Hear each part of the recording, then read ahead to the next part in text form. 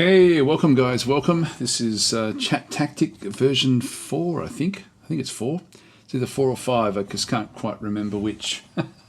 A few things to go through today actually. There's the giveaway today, and I'm not streaming. I was going to stream this onto YouTube, but I sort of looked into it, and it's actually not really something that's going to be all that easy for me to do. Initially, I think I'll actually just try to figure out some way to exclusively do a YouTube one of these at some point. Not sure exactly when.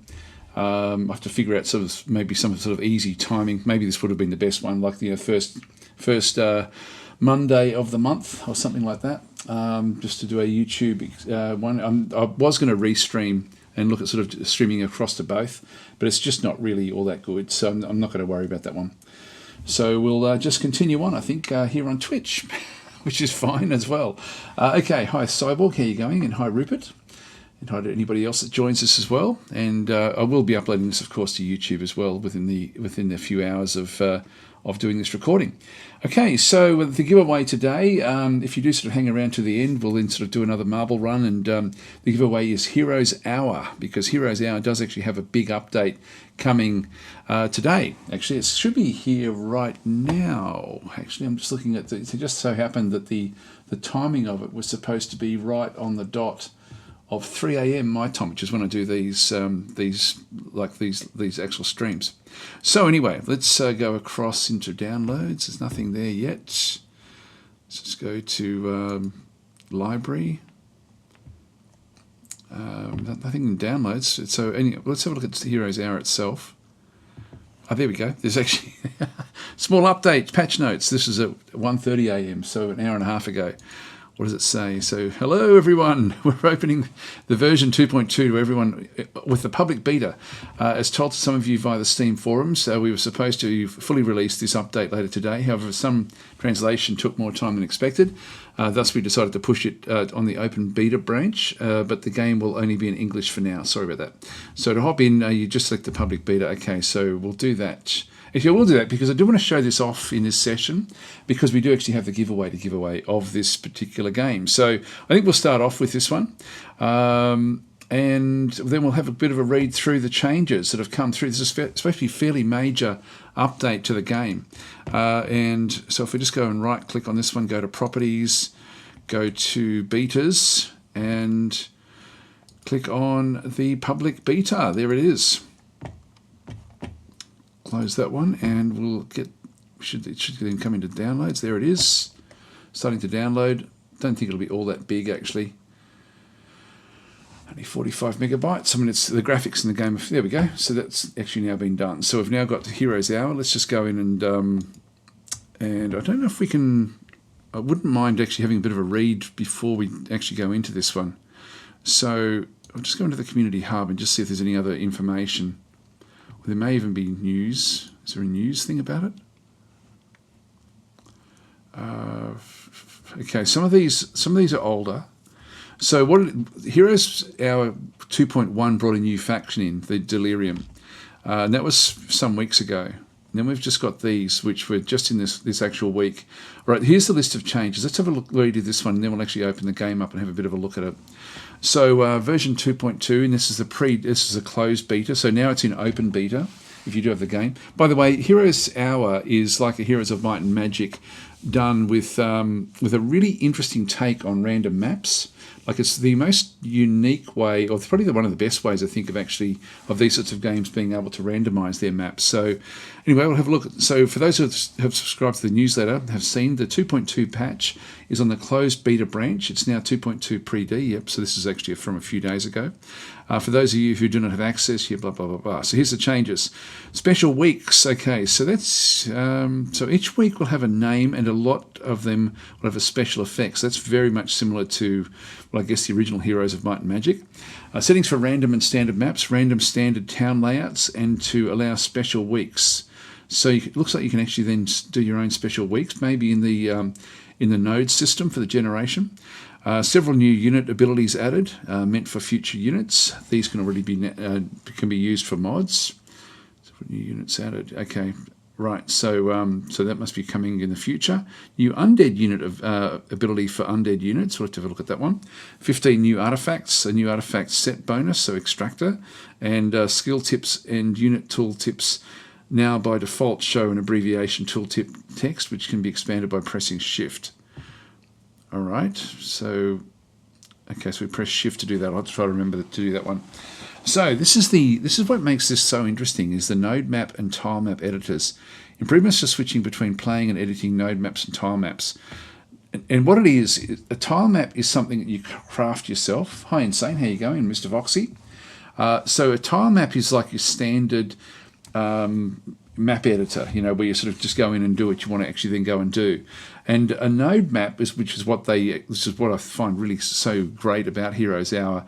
Essentially, you build these nodes and attach them and tell them how they connect, and then they randomize each of the actual nodes. So you're essentially building a random map using little mini random maps based on information. And so this is really, really powerful, the way that the game does this. Now, the way that the random maps are generated in the game, it's using the node maps, but you don't have to know that the node maps are there. We will have a look at that one. Node maps and tile maps now show their description and the way the same way that normal maps do. So node map editor now works in resolutions. Yep, okay, that's all right. Several improvements to the tile map interface, enabling select modded faction towns and delirium and pillar towns in the tile map editor. Enabling, okay, I think that's just would be a catch-up type thing. Enabling placing neutral heroes included. Okay, node map editor now has access to obelisks. All right, so again, that would have been stuff that would have just been needing to be done anyway, I would have thought. Node map editor now has toggleable generation of C resources. Okay, I haven't noticed the C ones. Anyway, we'll have a bit of a look at that one as well. Node maps and custom maps now can be removed from the map selection screen by using a delete button. So tile maps now can place user-made graphics on the maps. That's interesting. And I'm just thinking for myself because I do art, so I could sort of build my own little maps if I needed to. And new invisible obstacles for tile maps. New modding capabilities, so town screens, default town screen, yep, okay, automatic buildings, blah, blah, blah, blah, blah. Town structure grids. I think we just get into this actually. I'll just see if there's anything else. Okay, hex units will now retain the damage taken while being a frog.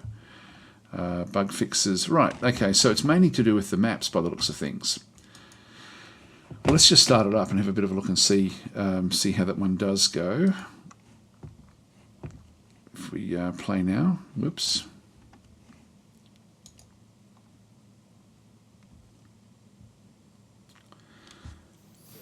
So this should be 2.2. So if it's mainly done to the actual, to the way the maps are then loaded, I would assume, actually where is it? It's not too loud. Options, I forget how to actually build the maps. Here we go. So quite often you'll sort of see this is the node editor back up through here, which is, as I say, just brilliant the way it does work.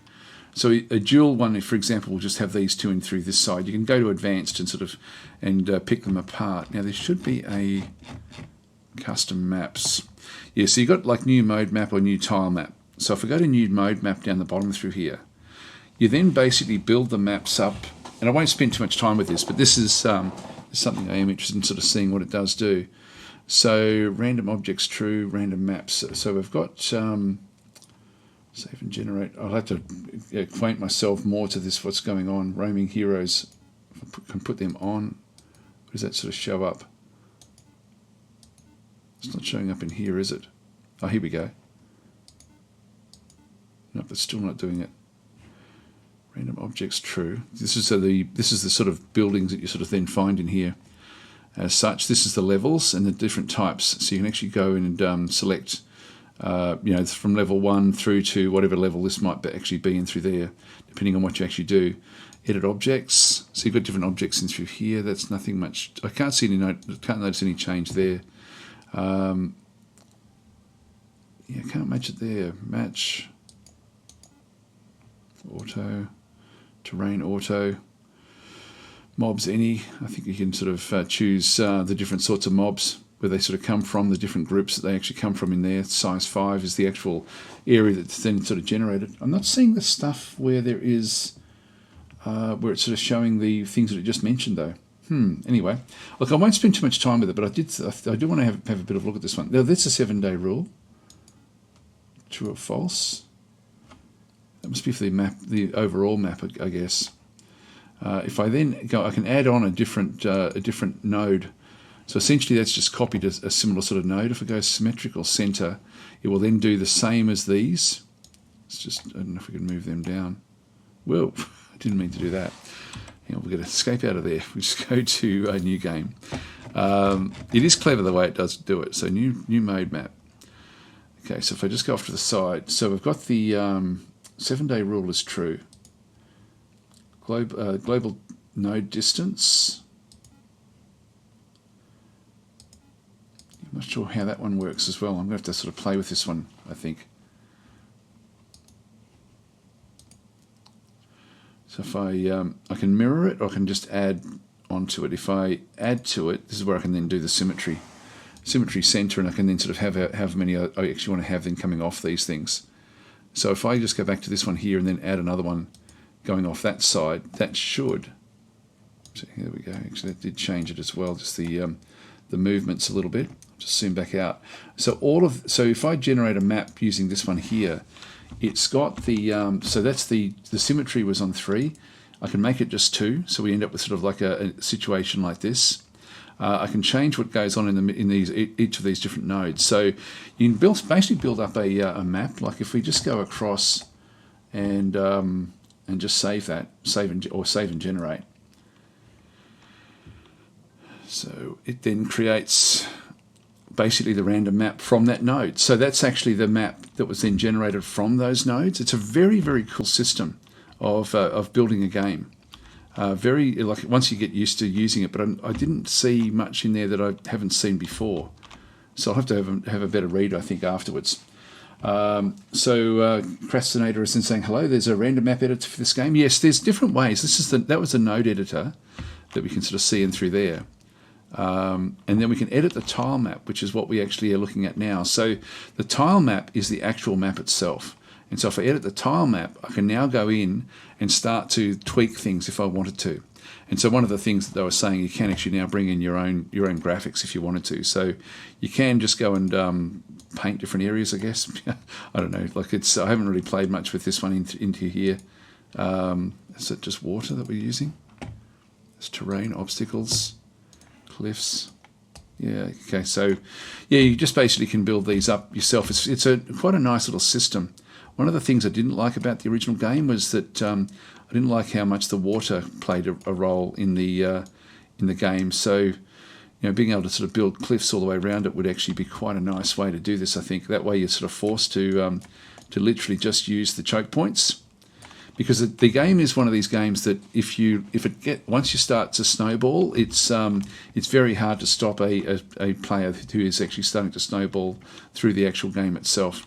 But it's a very, very cool editor. Very, very good way of building the random maps. I wish more games would do it. Anyway, looks like that's the main changes to the way. So it looks like the actual map generation has been changed. I'll have to have a bit more of a play with that one. Anyway, it does look good. So we'll give that away later on in the session. So towards the end of the session, we'll come back and have another look at that one. So I'm guessing with the actual release, they would give more information out. But that's, very, very cool game. I think I'll be playing that this week, actually. So doing another series on Heroes Hour. So I'll just, I won't exit without saving. I'll just do that. That way it shouldn't save. But this is a great, great game.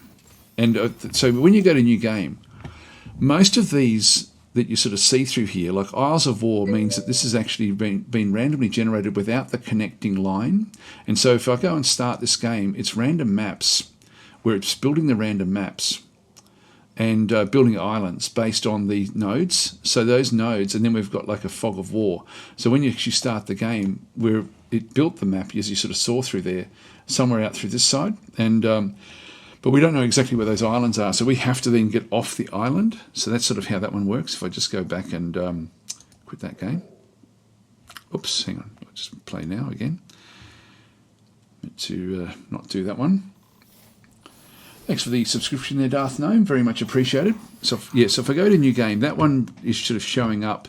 So Dual is connected, so that means that there's a land bridge between them using those same sort of node systems. Constellation is going to have one almost like what I created before.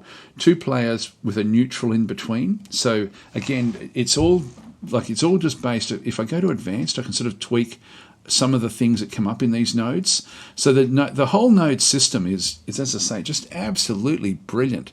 And a lot of games just don't do it. Isles of War don't have the connection that forces you to then go into the water. Feud of 3 is similar to Constellation, where you've got like 2 nodes that you're playing in. So this is sort of how they're sort of built. And these would be tiny sort of sized maps in through here. Battlefield, you've got 4 of them. Hero of the Hour, got some independents with nothing in them, so it's just land, but with no. There might be some goodies in there, but no actual castles. So you can't take over a castle there. So that would then force you to combat pretty much this way, I guess, and then that way. So that would be interesting. Chaos means that you have to then sort of go from edge to edge. The trouble with this one here, if I just go and start the game, is again I'm thinking that there'll still be water, and so even though we've got land bridges, if I just start that game up. So you can see the map generation process. And you see how there's water in between? Yeah, so this is actually one where if we can get into the water, it would give a massive advantage. That's why I'd love a setting where the water is actually turned off. So it's, but it's, as I say, very, very cool game, the way it sort of does work. There's some, though, that, as we saw there before, there are tile maps. I forget how it shows the tile maps up, because most of these, like if we go to like 10 towns, for example, this is another node map setup. It's just a really clever way of doing it. Our custom maps. Now, some of these, that's the one we just made before. So we need to delete. So delete that one. Confirm. Pretty good. Yeah, that's the one we just created there as well. We'll delete that one as well. I did one that I was playing for YouTube. I think I'll just delete all these. So I think I did this one some time ago. Campaign test. That was actually done by the dev. Clause.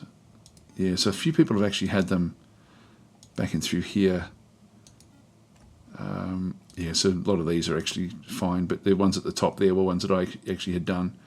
So I don't know if there should be welcoming visitation. This one looks like the only actual tile map.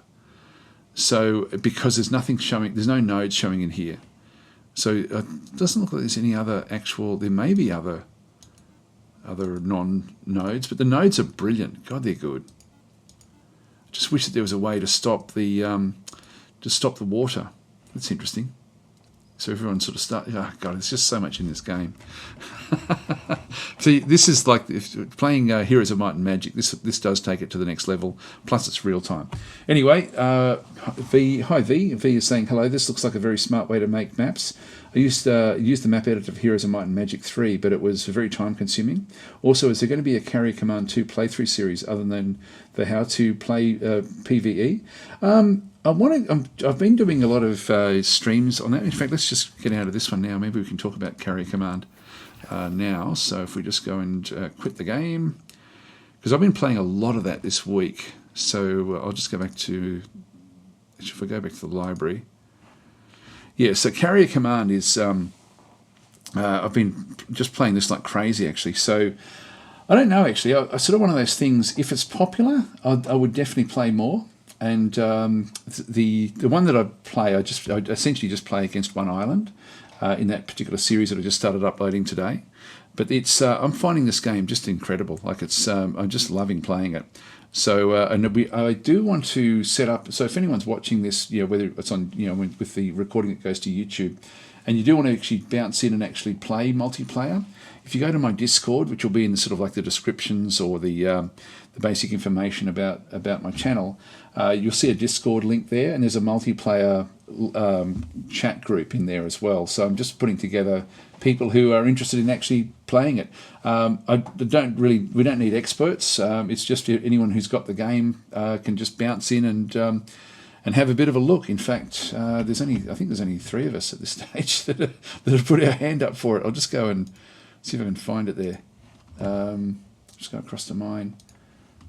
Oh no, there's only 3 of us. So this is that's my Discord in there at this stage. So just yesterday, I sort of I started to play, but no one bounced in. But if you are interested, just come and join the Discord. And as I say, I've just created this little multiplayer. And at this stage, I thought, because like there may be other instances where I sort of bring that one across as well. But anyway, that's the so we've got Ponicus and Badminton are both keen. And if we get a few, we don't need very many, but I'll just get a few more, and then we'll sort of figure out what to do with that one. So anyway, that will be a bit of fun. So if you are interested, then just come in and we'll do some live streams of it.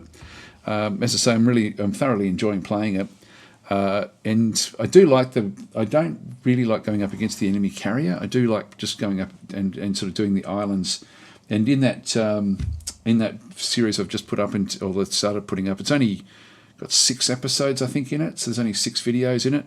So it's not a very long one. But yeah, I wouldn't mind playing that again. I always look for excuses to play games. And so, this Carrier Command is one of these games that, if it's popular, I definitely would be sort of wanting to do more content on that one. The trouble is, for me, is just when I go back to the games, certain games take off and other ones just don't. So I try to not do more than about 5 or 6 videos initially for a game, because the viewership really drops off.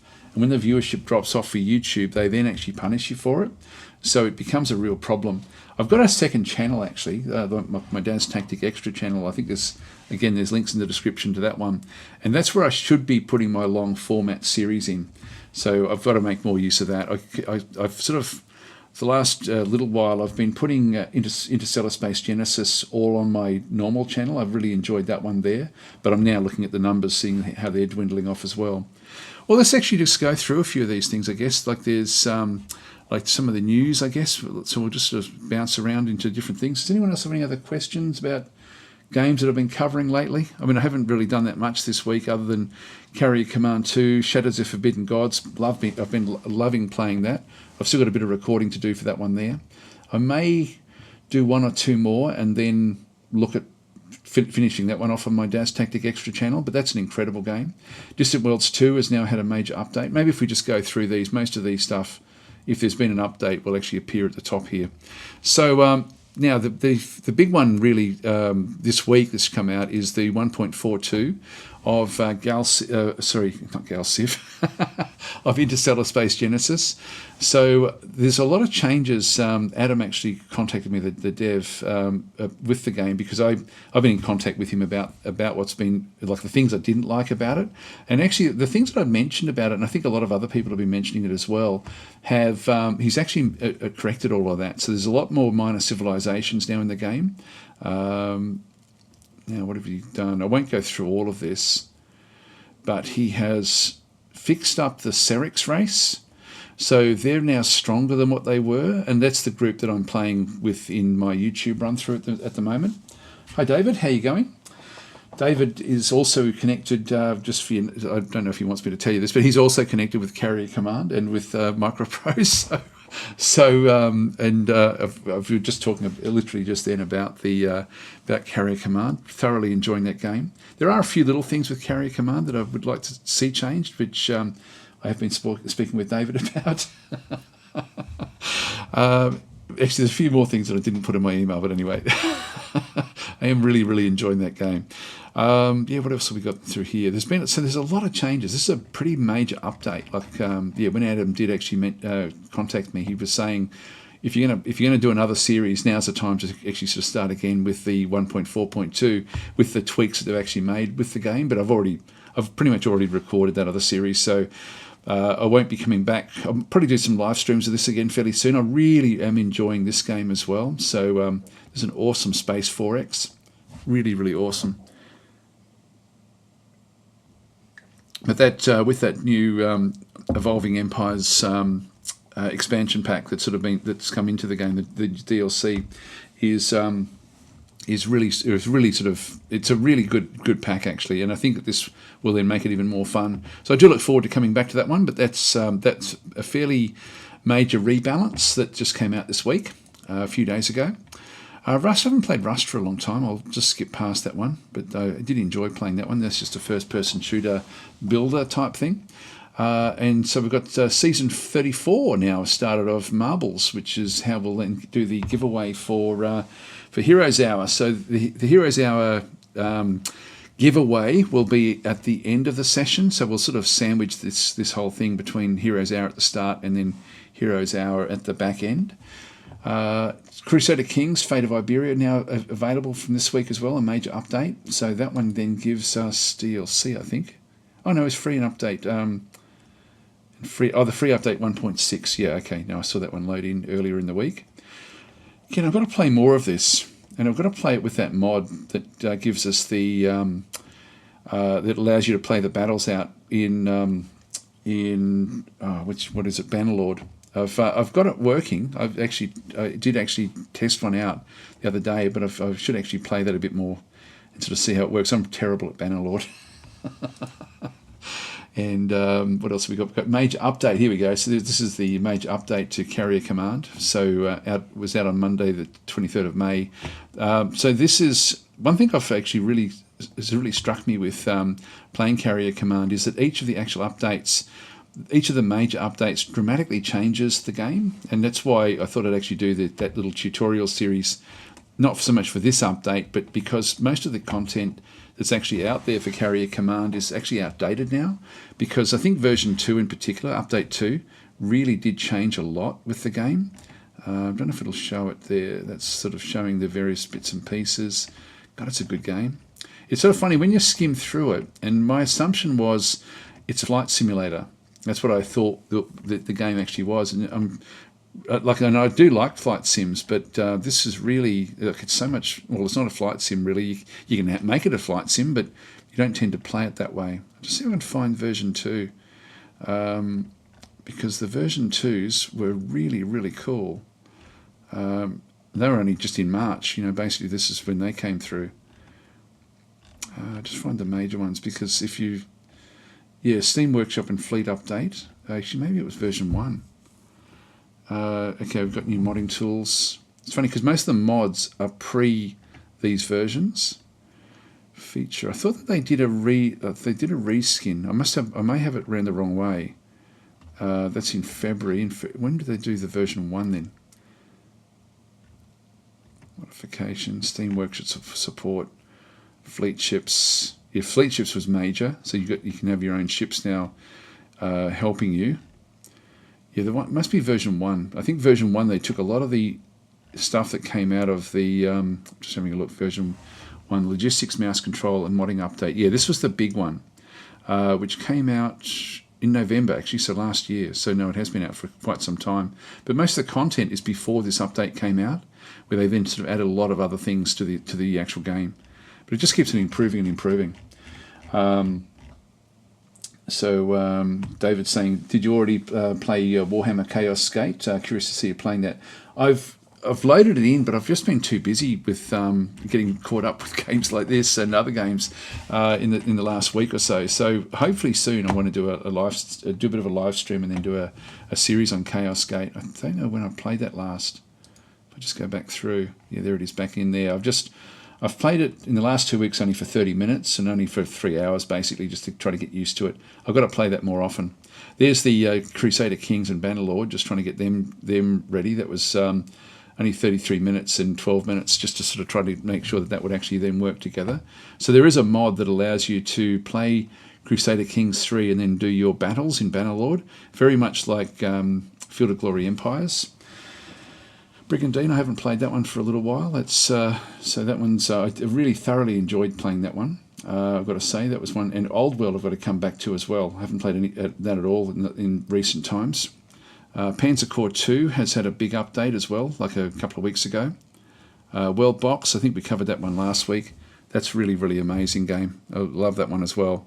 Tabletop Simulator, I was going to try to get more into that one. I'll just go back again with these other ones that I've been playing. Distant Worlds 2 has had a big update, and this is now, it's for me, this Distant Worlds 2 still is not launch ready. Like there's actually a long way for it to go before I think it's sort of like where it should have been considered that it's actually ready for launch. For me, it's still what I would consider early access, just with its current development level. So Neutrino is saying, which of the games announced for release this year by the publisher Hooded Horse are you most excited about? Well, I guess the Old World was the one that did come to actually, where are we? Got the wrong one, sorry. I'll just go across. If we have a quick look, actually, what other games have they got coming out? They've got a few, haven't they? Just go to the store page and have a look at Hooded Horse. So look at their list.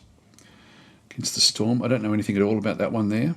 Fantasy roguelike city builder. It's a Queen Viceroy build back from the storm that destroyed the world. That looks interesting. If that's a fantasy roguelike city builder, that looks pretty damn good as well. Actually, let's have a look at some of these. You guys don't mind me just sort of switching back through. Actually, I'll just I'll come back to Distant Worlds. We'll see how we go. I like the way that we just do flip around, but this actually looks quite interesting. So Q4 2022. First time, huh? Let me tell you what it's like to be a viceroy. You must venture into the unknown wild. First time. Yeah, quality's up there. It's just not kicking in with the high quality. Time, huh? Let me tell you what it's like to be a viceroy. You must venture into the unknown wild to build cities for our scorched queen, provide housing for her citizens, and construct camps to gather scarce resources. It ain't easy though. Folks gotta eat. You better farm every inch of fertile soil. In such harsh lands, exploration is key. Gather everything you can and fulfill your villagers' needs. You better not favor one species over another. Utilize their potential. You wouldn't send a lizard to the lumber mill, would you? Give them raincoats. And for the Queen's sake, prepare for the storm. Sometimes you'll fail. It's a common risk in this business. But sometimes, sometimes it just clicks. Everything falls into place. Folks hold their heads high. The flame grows ever larger. The yields are unlike anything you could imagine. The goods flow like a river. Nothing can stand in your way. It feels as if you were building 10 cities all at once. It's like you're about to rebuild a smoldering city on your own. For her. But that rarely happens. Not as long as the forest has its say. It's so peaceful when you first settle here. Rich glades are full of resources, yours for the taking. But with every fallen tree, with every ancient site sacked, the forest grows angrier. Ignore the warnings, and you will bring doom upon your people.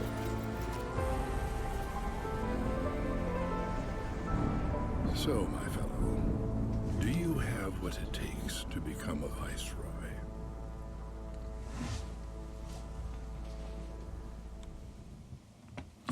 All right. Actually, what we might do, guys, is we might actually get you guys to vote on what we look at with this sort of stuff. I'm interested to just get your opinion on that one. Just bear with me. I'll just go and set up a poll. I think this is the one.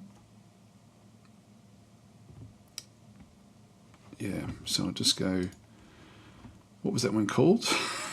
It was Against the Storm. All right, let's have a look at this one here. Interesting, Against the Storm.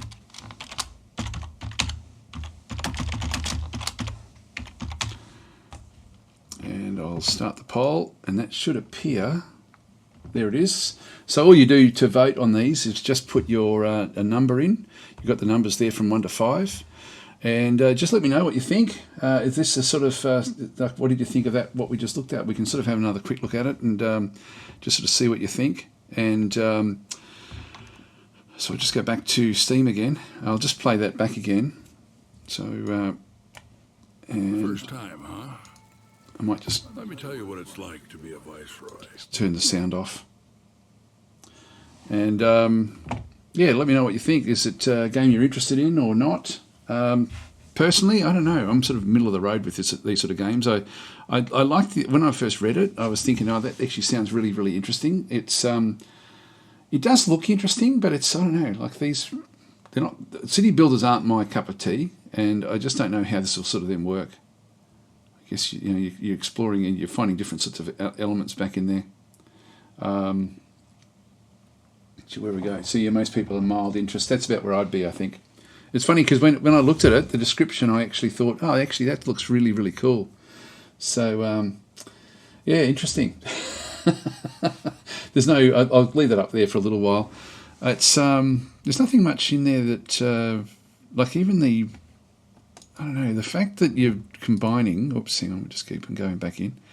The fact that you're combining the different factions, it's, I don't know, like that seems a bit, I don't know, a bit sort of flat. At least that leaves me a bit flat. That aspect of it, where you're trying to combine 3 different groups. I think it's 3 that specialise in different sorts of things. Yeah, and the rogue light, or the rogue, I guess you've got random maps. Essentially, is what it's sort of telling you. We then sort of slowly build up. It looks like a bit of a time sink, I guess, as well. No, it doesn't do a hell of a lot for me. There we go. I think we've got equal numbers there for mild interest and worth a look. There we go. So it's I'm probably a 2, I think, on this one, 2 or a 3, somewhere in there. But the description, like if you go back out of that, Against the Storm is a fantasy roguelike city builder. Yeah, it's I like these if they're more structured with their combat, which I guess that's not really what they do. Anyway, we'll leave that one there. Next one we have is Falling Frontier. So what I'll do is I'll just turn off that poll. So we'll just bear with me, guys. Finish the poll.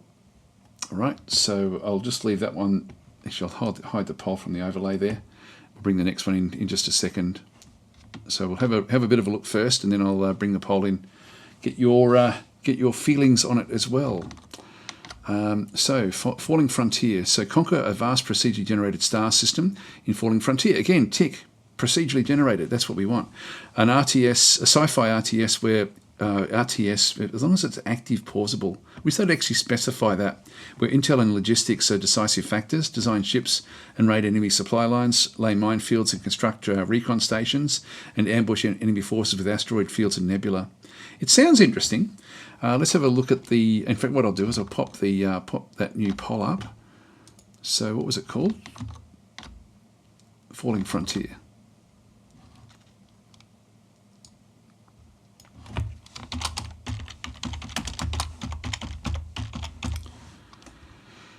Start the poll. All right, so that one will be up, and there's no rush. Like I'll wait until we sort of really get through this, so you don't have to put your votes up until we sort of see what this is all about.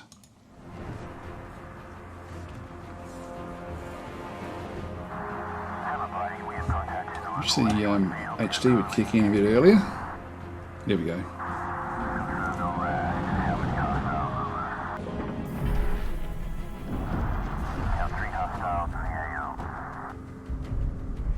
Oh, that looks awesome, doesn't it?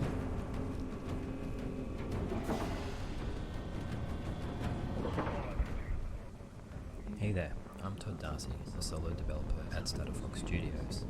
Now I'll start by saying I've made the decision to delay the early access release of Falling Frontier into the second quarter of 2022. For me, quality is paramount. Falling Frontier is my dream game, so I want it to be the best game it can be, and for it to be the game you all deserve.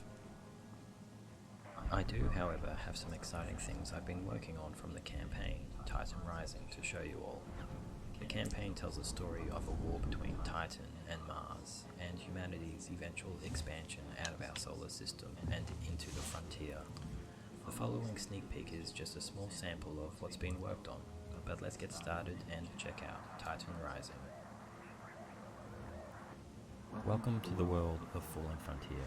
It is a grounded sci-fi world filled with detail and activity. Here we have Ride Station, It's a way station in orbit above Saturn's moon Titan. A way station gives the player the ability to offload some tasks performed by a shipyard, such as repair, rearmament, That looks interesting. Like, so it looks like it's sort of a lot of automation with what's going on with that shipyard. I don't know how to get rid of that. Yeah, that looks pretty cool, doesn't it? Like, it does look like a sort of space base. It looks like you're almost possibly only in command of a single ship, but I'm not sure what. But it looks like you've actually got some management there. Not that we're seeing anything else on the screen. We are seeing the ships, stations, and planets. So it looks like you do actually control those. What are the resources there? So we've got like a date, supply sector unavailable. That's not applicable. That looks like asteroids, fuel or fire.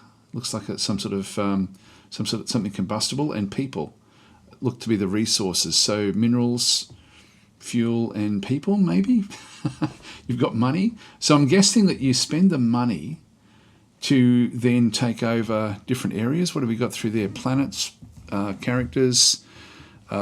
Production, I would imagine, some sort of energy system, communication. What's that one there? That's what does that normally relate to?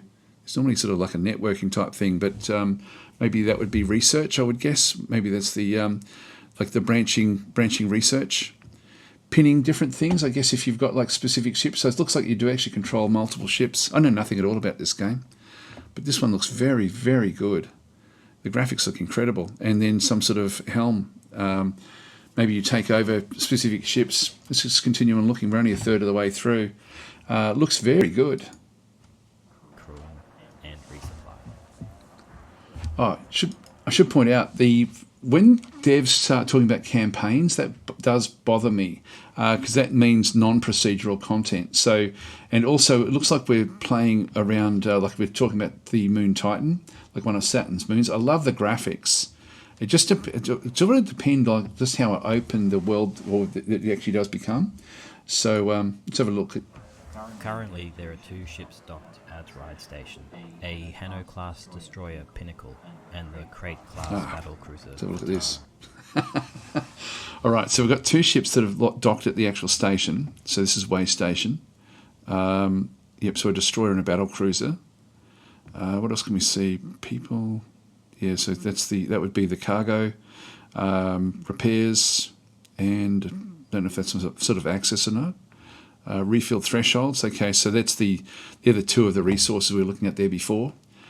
People. Yeah, we can have more people on board as well. Okay, cool. So this is actually, I don't know what the refill thresholds actually are. That's actually what's at the station itself. This looks very good. There's currently a search and rescue operation in a nearby asteroid field that requires my attention. Neither ship is equipped for such a specialized operation, so I'll make a change to the Pinnacle and deploy it to the field. The Hanno is a ship of Titan design, built at the shipyards above Europa. Like all ships in Falling Frontier, it can be used for many purposes. The ship designer gives the player the freedom to play how they want to. There's no right or wrong way to play, just choices and their consequences. I'll select the search and rescue module for the ship and initiate the upgrade process. Usually the upgrade process would take some time, but it's been accelerated for this demonstration. Falling Frontier is all about providing data to the player and allowing the player to make the next move. The capture of an enemy's crew is just one of many mechanisms the player can use to acquire information. So it's only going to be naturally important to also recover your crew if you can do so. That's interesting. So crews are a resource. Now that's sort of very much like what's that? There's a series, really excellent sci-fi series. I think it's on Amazon. I can't think of what the name is. where you got like the Belters, the Earth Alliance, whatever it is, and the Mars as well, like the 3 factions fighting, and that's really, really cool there with where the characters are super important in those sorts of things, and they are a resource. This game looks like it models that very, very. The Expanse, there we go. Everyone's shouting at me, The Expanse. What an awesome series that is. It's just incredible. I still haven't gone through the last one yet, but I've really do enjoy that series. Except that they started to film it too dark. They tend to do that with a lot of these games. Like the Game of Thrones did the same thing. It's in the middle of their series. They started to sort of film everything really, really dark. The Expanse has sort of done that as well. So I haven't enjoyed the more recent ones. Built a loader there. Here we have the Pinnacle that we upgraded earlier. It now has a unique ability to launch reconnaissance probes that will return data of the surrounding area. Missed it.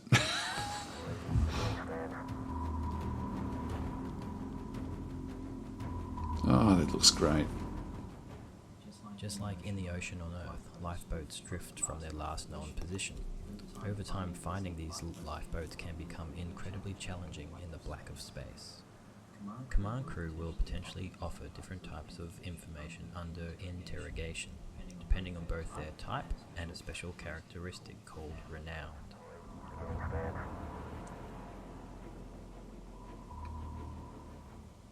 An officer with low renown will be more likely to offer information. However, what they provide can be less accurate, whereas an officer with high renown will be less likely to provide any information at all, but when they do, it has a higher chance of being far more reliable. It's interesting. All of these elements loop back into the risk and reward system Falling Frontier is built upon, whether that be information acquisition, or the physicality of combat and the aftermath it leaves in its wake. In that aftermath, the opportunity for salvage or information gathering can usually be carried out. Your crew can help in that process. They can undergo training programs that allows them to advance in their own personal skill tree, further enhancing the operational function and status of their ship. The captain has unique information unavailable to all other crew members. If captured, they may reveal the locations of installations and ships in the local sector. A higher ranking captain or admiral, however, may provide information that is star system wide. The navigator has knowledge of where the ship has been or where it is headed and may reveal that information under interrogation. They may also reveal common patrol routes of allied ships. The engineer may reveal information related to general technology levels, as well as information relating to logistical operations in the local sector. The gunnery officer may reveal details of common ship weapons configurations, as well as defensive locations in the local sector.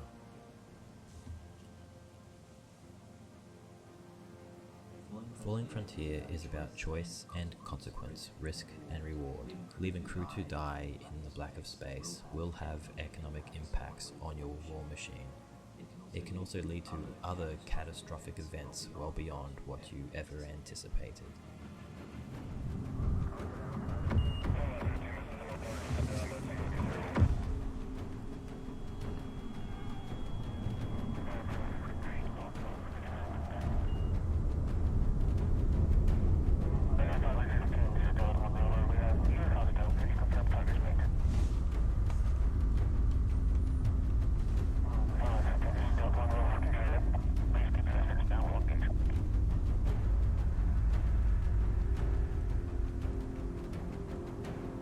Wow.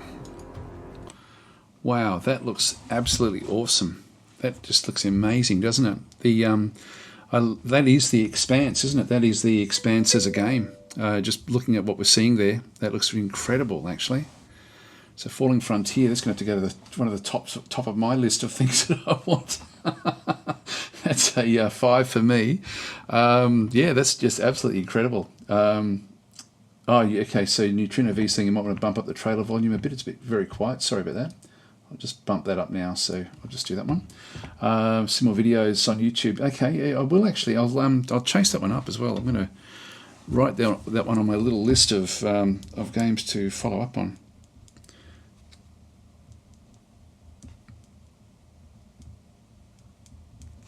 That looks absolutely awesome. Okay, next one. I'll just go and change the what we're looking at through there. Just bear with me. Finish the poll. There we go. So worth a looking on my radar. Oh, okay. So you guys weren't as gushing over it as I was. We'll hide the poll. All right, we'll get the next one up. So I'll do that one once we at least get started with the first little bit of it. So Epiocracy. So Epiocracy is an espionage grand strategy game where you lead the intelligence agency of one of 74 playable countries, rewrite history from the shadows as you influence ideologies, stage coups and rage proxy wars. Subterfuge takes center stage as you establish a new world order. I'll just set this one up. So Episocracy. I'll just copy that, so I don't have to try to pop that in the in this one through here.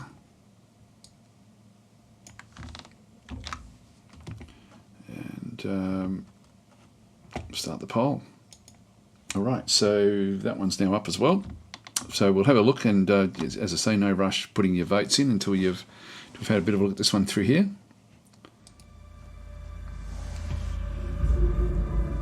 Let me know if it's loud enough or too loud, too quiet. The only way to avoid this catastrophe is to have a new attitude. We must start now.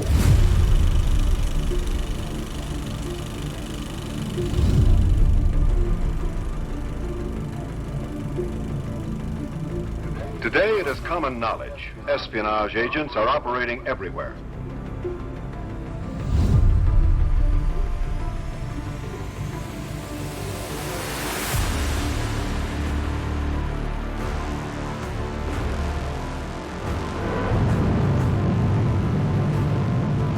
This is a map of divided Germany, west and east, free and communist.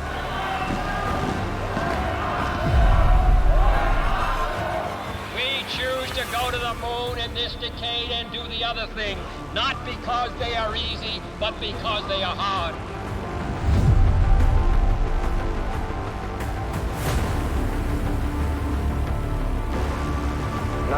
Channel traffic, 8 special missions, 4 air evac, and 2 embassy flights.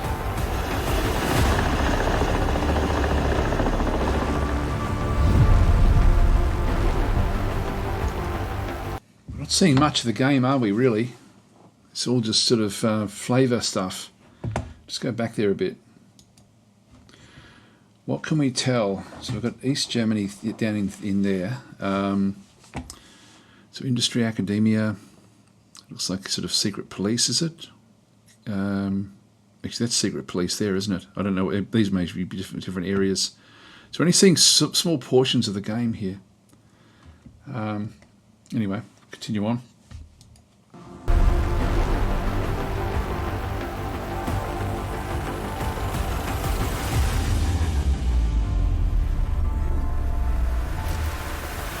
It's a one.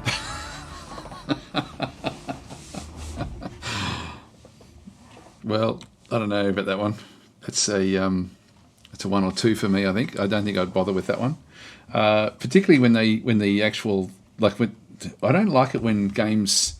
It's still TBA, maybe too early to tell. But that one's something that at this stage I wouldn't really even have that on my radar based on what I've seen. I think when you start to use historical footage like that, it's not really anything that is all that exciting. So yeah, it's you guys are sort of in the same mindset that I am as well there with that one there. All right, well, the next one we won't waste our time. Yeah, so actually Neutrino V is saying it could be interesting, but not much of a trailer. Yeah, I agree. It's sort of like it's hard to tell from that. I don't tend to like games like this where you're sort of abstracting across a map. It doesn't really actually. We can click on that one. It sort of shows us the actual map itself. These don't do much for me, to be honest. Maybe these sort of games we should be having a bit more of a look and seeing what's actually coming. Sort of events driven from locations where you're just sort of shuffling things around. It's I don't know. I'd have to see more, I think, but I'm not really all that excited by it. It's not one that actually I'll just go back from there. We'll finish that poll and hide the poll there. And we'll just go back to the list again. Whoops. Forward. Went too far back. All right, I'm really looking forward to this one here. Terra Invicta. So I'll just go and I'll just click that there for a second and get this next one set up.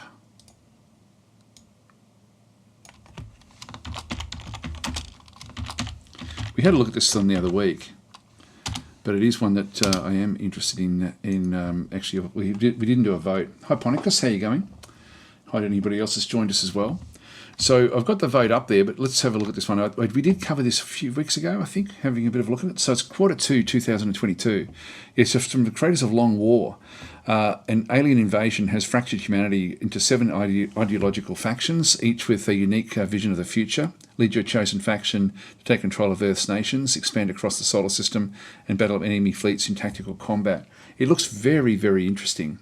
I know a lot of people have got this pretty high on their wish lists. So let's have a look and see.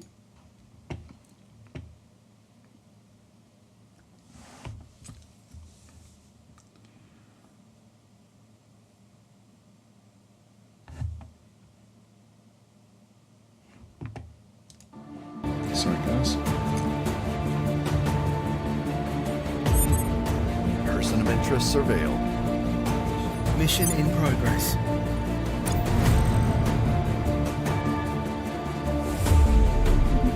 We're taking over. The people will come to our side. Long live the revolution.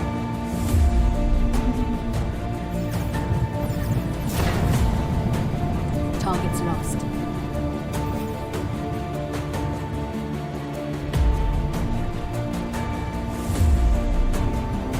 We found something.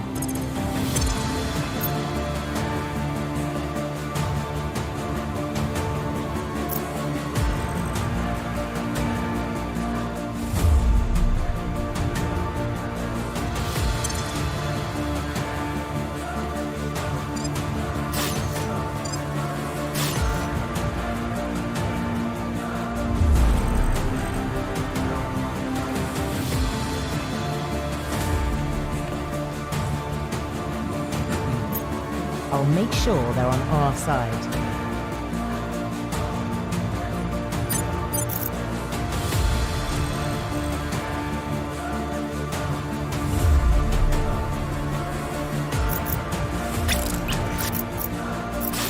Prepping for launch.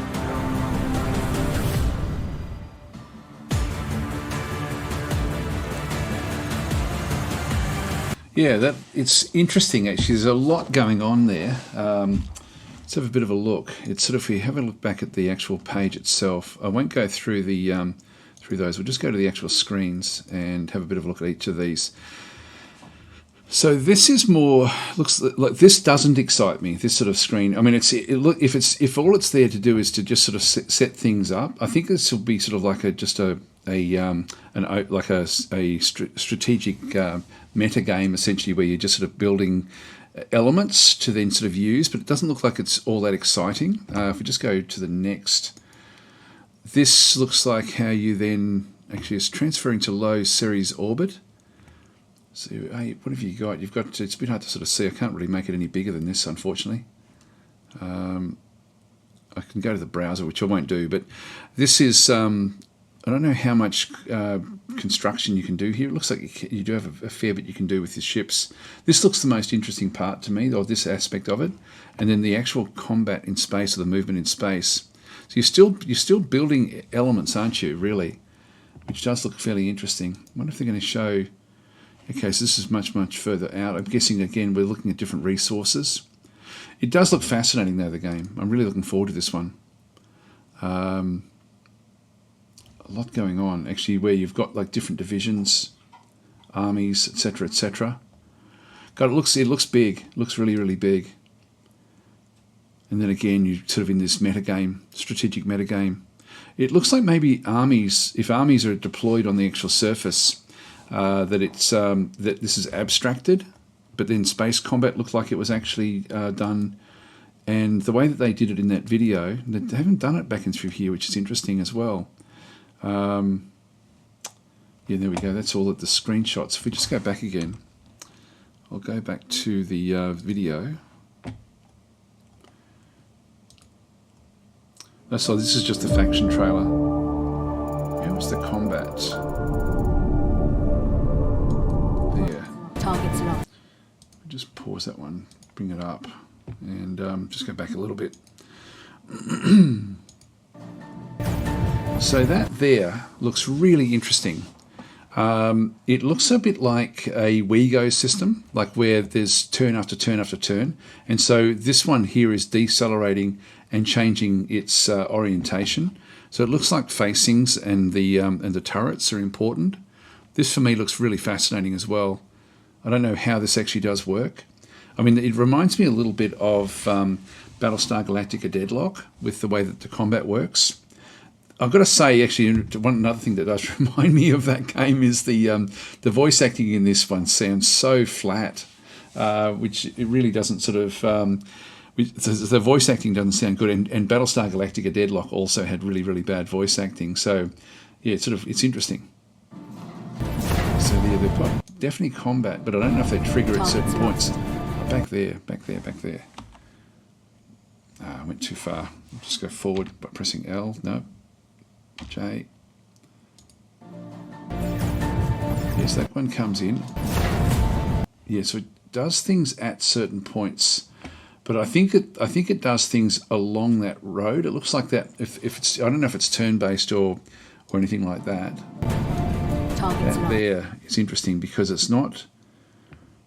Maybe maybe this is the ship that you're in control of. Looks like you got multiple. It would have to be. It would have to be a WeGo type system, I think, to sort of show what it's actually doing through here. And I think that may be the projected course, but not really knowing where things are actually going. So what do you control? You're controlling these ones here, I think. And then these are enemy ships where you anticipate that that's where they're going to be actually going, I would imagine. So when you got on one side, you got the other. You got ships on this side and ships on this side. I don't know why they didn't. Oh, I guess it was a faction overview that we were looking at through there with this particular video.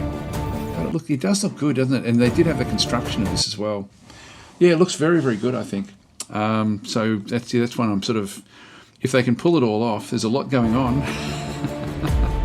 Anyway, that's the different factions. So there must have been another video there as well for that particular game. But that for me would be a 4 or a 5. I have actually been looking forward to that one there. So anyway, get your last votes in for there. So random questions saying, looks a bit too complicated for me, like land fighting and space fighting and lots of other stuff. Very difficult to pull off. I agree, actually. I think it's going to be getting the balance right. It's going to be really, really tough. That's why I think that looks like the combat looks to be like space combat. And the fact that they did like Long War, that's interesting as well, like the XCOM game. So that's interesting, like because that was very, very well done, very well balanced, Long War, and so it'd be interesting. But you're right, it's very, very ambitious to actually see how that one actually does go. Well, it's supposed to be coming in the next month or so, I guess, by the looks of the dates that it's actually got there. All right, I'll just go down and get the next one ready. So this is Sons of Valhalla. I'll have a read through before we place that one in there. So we'll finish the poll. Yeah, very solid 4s on that one. Hide the poll from the overlay, and I'll just get the next one ready. But I won't launch it until we sort of read a bit. Actually, we'll launch it, but just you don't have to vote. There's no urgency to actually vote on these things. All right, so that one's up, back in here again. Now, this is TBA, so we don't know what we're going to be seeing through here.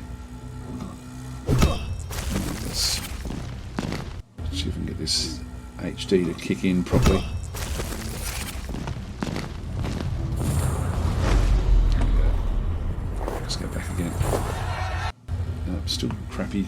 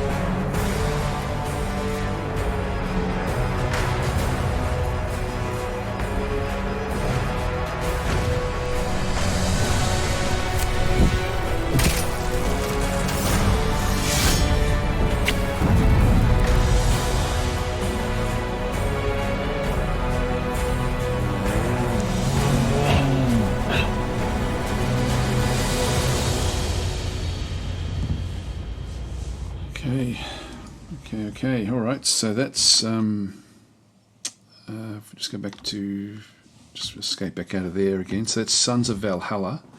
Let's have a look at the actual page itself. This is still TBA, so very, very early. We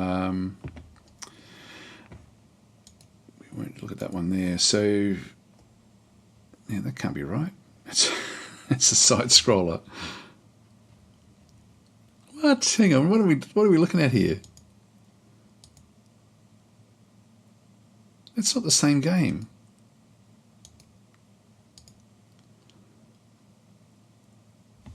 What the hell?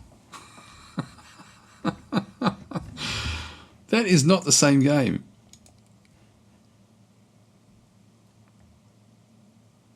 I don't understand this at all. Hang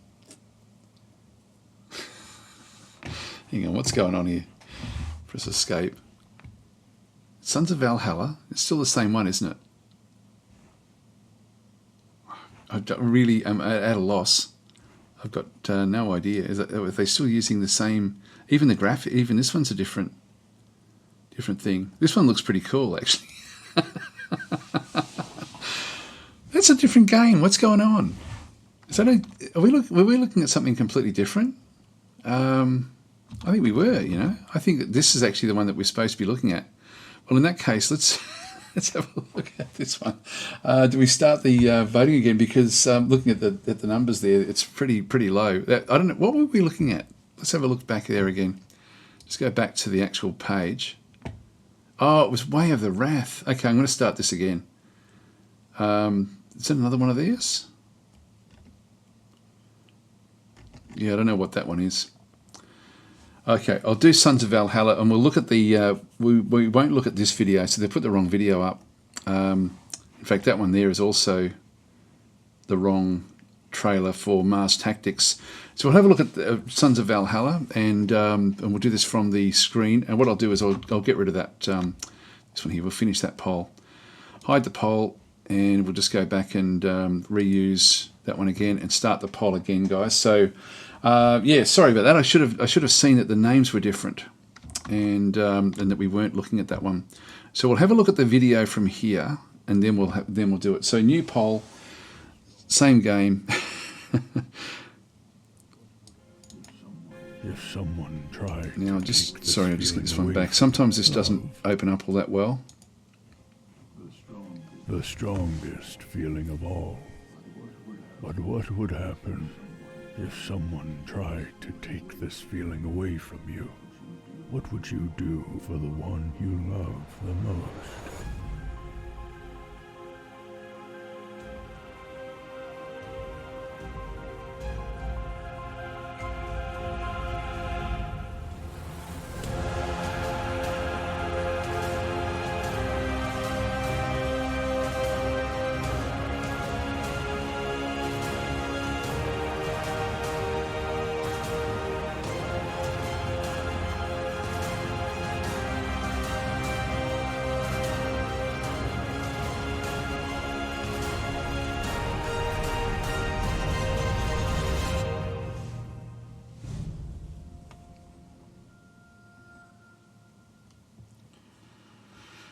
That's an interesting one as well.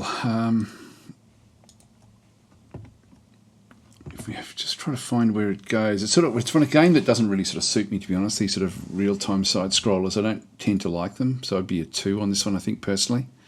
But sometimes I don't mind the mechanics of how they actually put them together.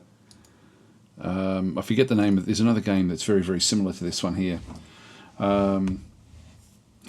Mr. Progressor saying, though this trailer is a bit more appealing, it's still the same vote. The other game, actually, the one we did look at before, actually, I hated it when I first started looking at it. I was thinking, this is a 1 for me. And then when they showed the turn-based combat, that then got me thinking, actually, that looks pretty damn good. This is not turn-based combat, though. This is real-time combat in the side-scroller. So there's a lot to sort of look at through here. I don't know, again, how much of the maps would be randomised. This sort of combat does look interesting with the, where you've got to build your defences. So I'm guessing it's a game where you do build up your defences and then defend them. You've got different sorts of unusual creatures that you've then also got to then protect against. There was a boss battle there somewhere as well. where was that? It's a game I'd probably look at, but without making a commitment to cover, if you know what I mean. Like I don't know if I'd be wanting to play it. There's the boss battle. Yeah, interesting, but not overly for me. So Spring Playing saying, I'm looking at new games. We're just looking at the Hooded Horse games at this stage. There was a question, which of the Hooded Horse games are we most looking forward to? And at the moment, actually, we'll just go back out again. Just go back to the list. We've only got one more to do, DasTactic's, and that is a different one there again as well. Capital Command. Look, I won't play these videos. We'll just go straight into here. So I will set that one up and just stop there for a second. And we'll just go back to here. So if you've got your votes in, so there's a little interest for you guys here as well. I'll just stop that poll, and we'll hide that poll. Now, what's this next one called? DasTactic's. All right, we'll do this next one.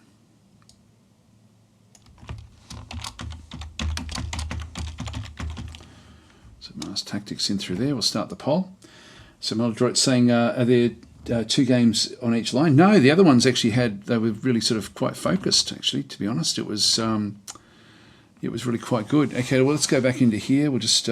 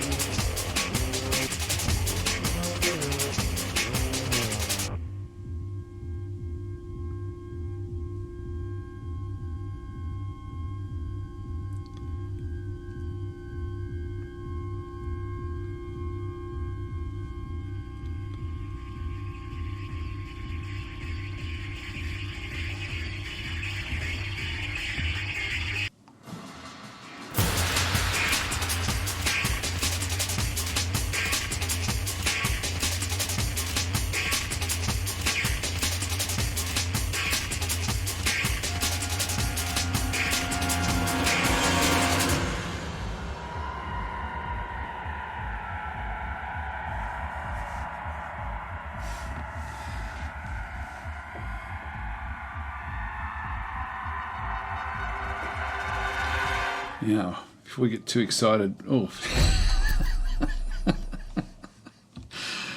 right, that looks interesting. Let's have a bit of a read. I should have read it first before we started actually doing that one. If we just come back down. DasTactic's combines turn-based tactical gameplay with large-scale strategy across a detailed map of Mars. Choose one of 2 asymmetric factions, the capital or Labour, and lead soldiers that grow and learn dynamically from what happens to them in each battle. Vehicles, airstrikes, and artillery all allow you to reshape the destructible buildings and environment of each battlefield. In the battle of capital versus Labour, who will you choose? The Mellon Corporation. Now, is it random maps? Please be random maps. Classical turn-based. Yeah, I do like to look at that one. The 360 aim system allows you to shoot at anything in their line of sight, not just enemies. That's good. Advanced suppression mechanics. That did look good in the video. Ballistics and destruction looks great. Here we go. Procedural sandbox. Today's rookie scavenging for weapons and ammo turns into tomorrow's veterans. So unique personalities. Okay, so it randomizes the troops. Dynamic battlefields. Equipment is scarce on Mars. Look for stuff to scavenge around the battlefield if your sniper runs out of ammo. So it looks like the battlefields are random. Grand Warfare. Emergent economics as well. See just one agent in a dynamic and interlinked economy. Dredging across Mars and Earth. Wreck an ice mine during a battle and a drop of water. Yeah, okay, this looks very, very good.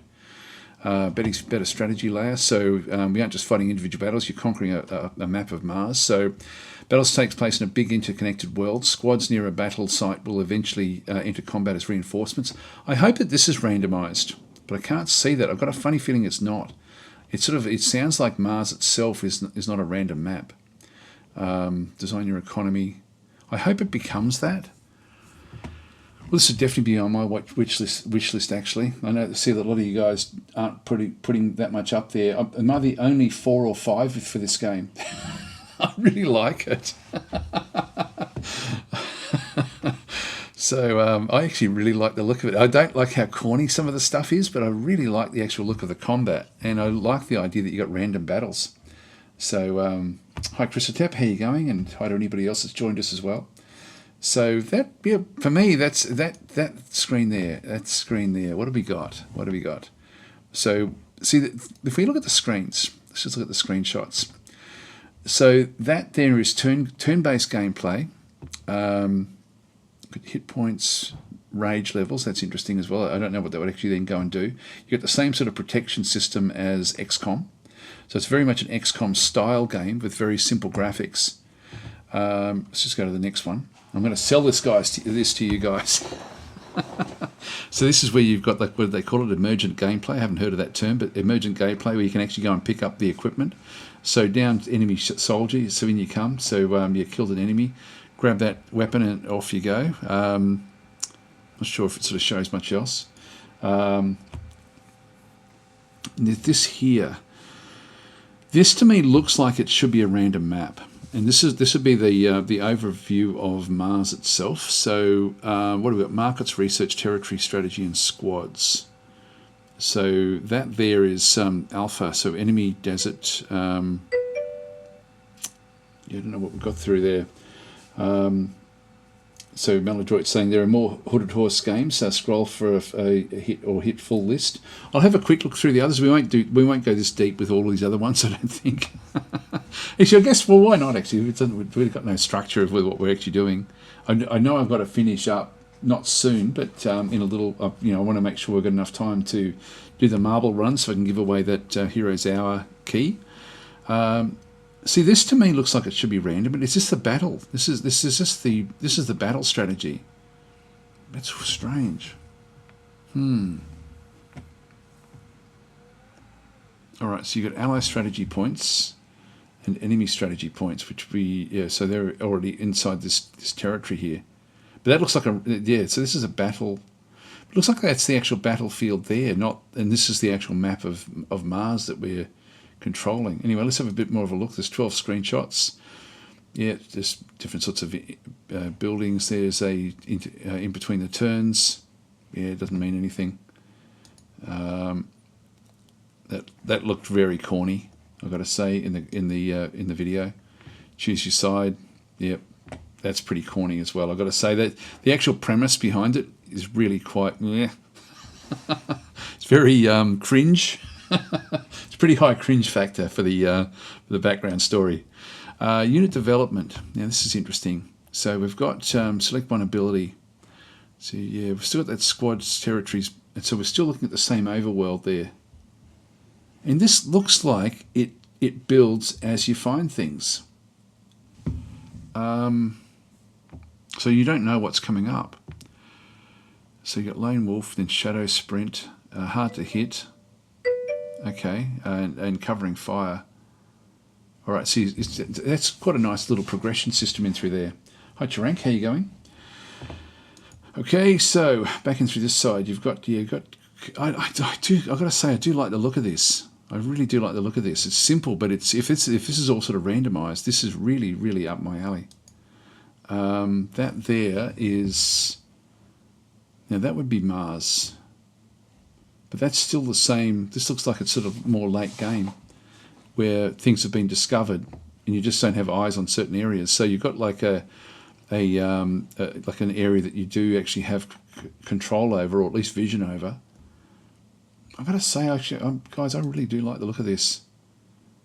That one there, we've gone through another. Got enemy troops in through there again, with more sort of coming. Actually, that looks like Independence. So they're trying to take over different areas on Mars. Wish there was a setup screen. Yeah, I like the look of this a lot, I've got to say. Yeah, I like the look of this one a hell of a lot. So that would be high up on my list. And it's funny because I'm the only 4 or 5. I didn't do a good enough job of actually selling that one to you guys. So anyway, that's let's go across and turn off the poll. Yeah, that's weird. I mean, there's a fair few on 3. I think I could convince you if I actually got hold of the game there. All right, let's go back and have another look at a few of the others. So that was DasTactic's. So we've got the now we've got, this is still all theirs, isn't it? Is there another screen view the full list? Manor Lords, we've done that one. Manor Lords, should we have a look at this one as well? Yeah, there's a fair few to have a look at here, isn't there? Explore more. See, we've done Against the Storm. Hang on. Oh, this is the full list of city builders. Okay. How can we get the full list of everything? It's just featured. What about their lists? God, how many have we got? Oh, they really do actually have a lot of stuff going on. They've got Old World, of course, which was sort of covered. RPGs, tactical. Grand space strategies. Too many lists. Go to browse. Does that give us a full list of things? It's got the same ones that we sort of saw up there before. We haven't seen Alliance of the Sacred Sons.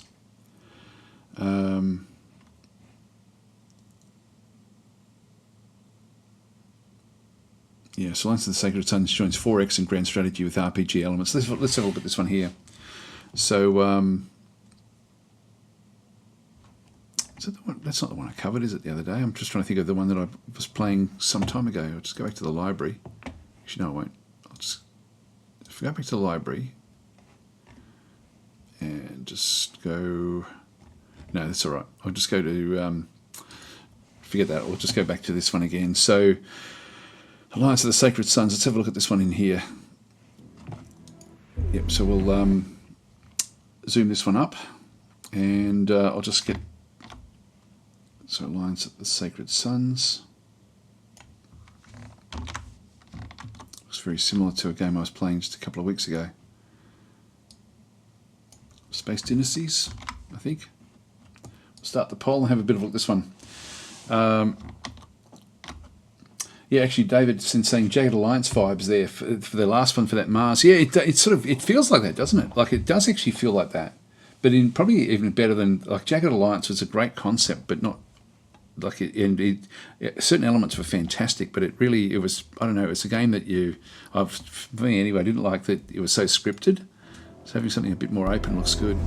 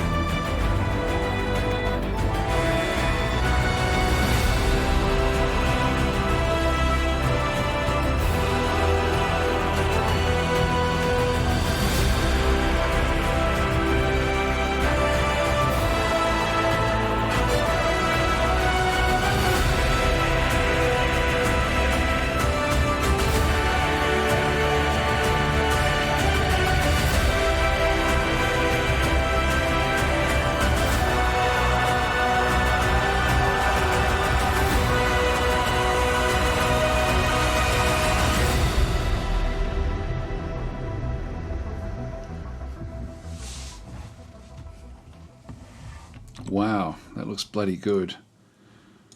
It looks bloody good. I really like the look of this one too. This is another one of these sort of dune simulators, isn't it? Really, with what we're sort of seeing through there. Looks great. I won't go into too much detail there, but that looks very interesting. So region outputs. What else have we got in through here? Minimal resources, so there's simplified resources back up through this side. looks like there's sort of like political capital as well. Military power, is that up there somewhere? Yeah, interesting the way things are sort of been segmented. I love the style as well, the graphic style of it. I love that they haven't put voice acting in. You know, like it's just like it's got enough flavour just with the actual look of it. Looks great. Looks really, really cool. Okay, so it's saying welcome Emperor. So are you in control of all these different sort of like barons? God, it is a Dune simulator, this one, isn't it? Emperor of the Falling Suns vibes, of the Fading Suns vibes, yes. Yeah, and also that, God, what was it called? It was Space Dynasties. Was that the one that we played a couple of weeks ago? It feels very much like just a very much like the same game, Space Dynasties. Again, which was very much had that Dune vibe about it. Not the actual Arrakis sort of story, but the actual just the more sort of like the meta game elements or the meta galactic sort of areas of it. But this does look very, very good. Like a BattleTech type universe as well. So conquered planets, unexploited planets, colonized. Sorry, not conquered, colonized. So economic. So it looks like you sort of set these things up to specialize in different things as well. By the looks of things, it looks nice. It looks like a very, very nice game. Wow. Okay. And that would indicate star lanes, so almost like a Stellaris sort of style. If there is any space combat, it would be almost that same. I think it would be abstracted in a game like this, which is fine because I think the political machinations will be what this game would be all about. Great house.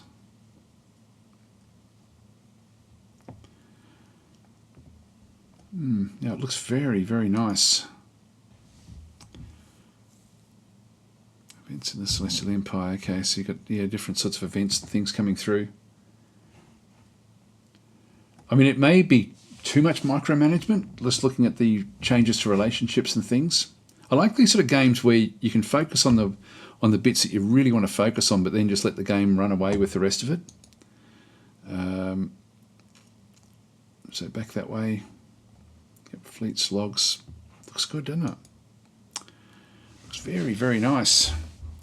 I love just love how simple all the graphics are. And this is just very sort of basic overlays. I think that this graphic underneath, look, it does look good just in the way that it sort of does it, but it's probably a little bit too strong. Like it's just being really hypercritical. Because if the icons are important, the actual graphic underneath is interfering with the message. I feel like scrolling across. Anyway, that looks good. I like the look of that one. Okay, that's another one that I'm going to have to chase up, I think. Alliance of the Sacred Sons. Yeah,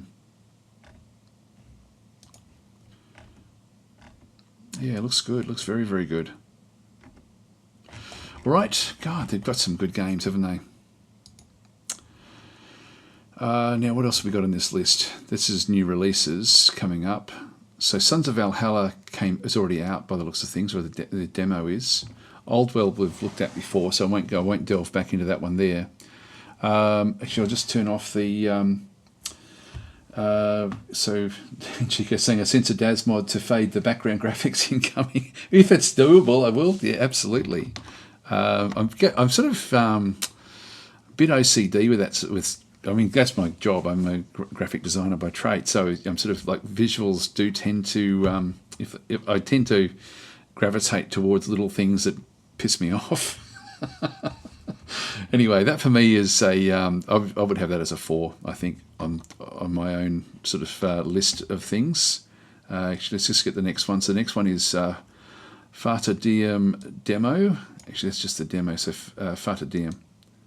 Actually, demos are not great. I actually don't like demos with games personally. I know that it's good to at least test them out, but can we take that one? No, we can't even see it. Is that what we were looking at before? No, it's a God game. Okay.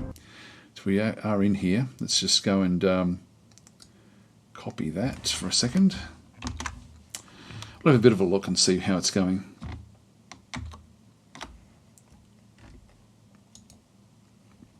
All right, next poll.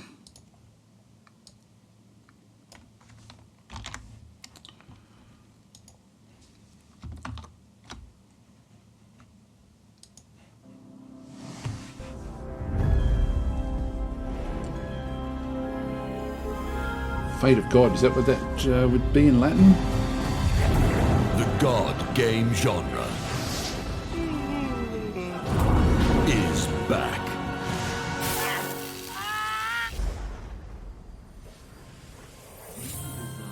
Do you desire infinite power? You shall wield the power of a god. And you shall lead humanity any way you choose. Will you support the founding families by working good wonders? Encourage them to build farms and schools so they can thrive as their settlements grow? Or will you rule with an iron fist as an evil tyrant, awaken the bloodthirst of mortals, and incite the flames of war to expand your lands with all the means at your command? Will you create a golden age of endless festivity? Inspire your followers to savor all pleasures and rejoice in divine intoxication? Or will you use and deceive your minions with lies and malicious plans? You could promise them an afterlife of sorts. Whatever you decide, mankind will evolve. With a will of their own, they can choose which god to follow.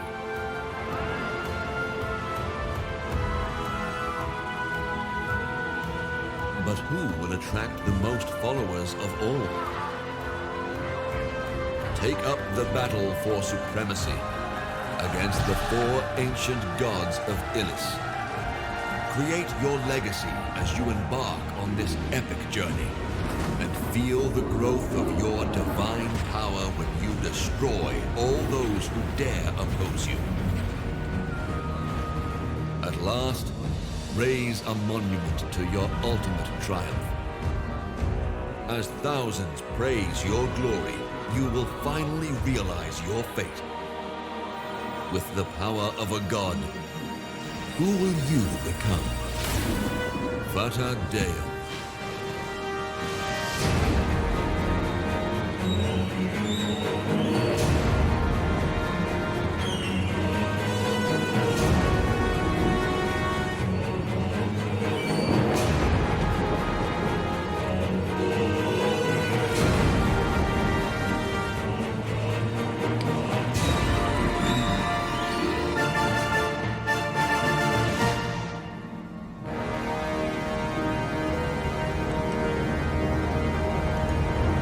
Some of these screens as well. All right, so you can influence different buildings. I don't know how much control you've got over what they actually do. It looks like you do become attached to specific characters. I don't know. It's 2 or 3 for me, I think. Although it does look interesting. There's aspects of it that look quite interesting.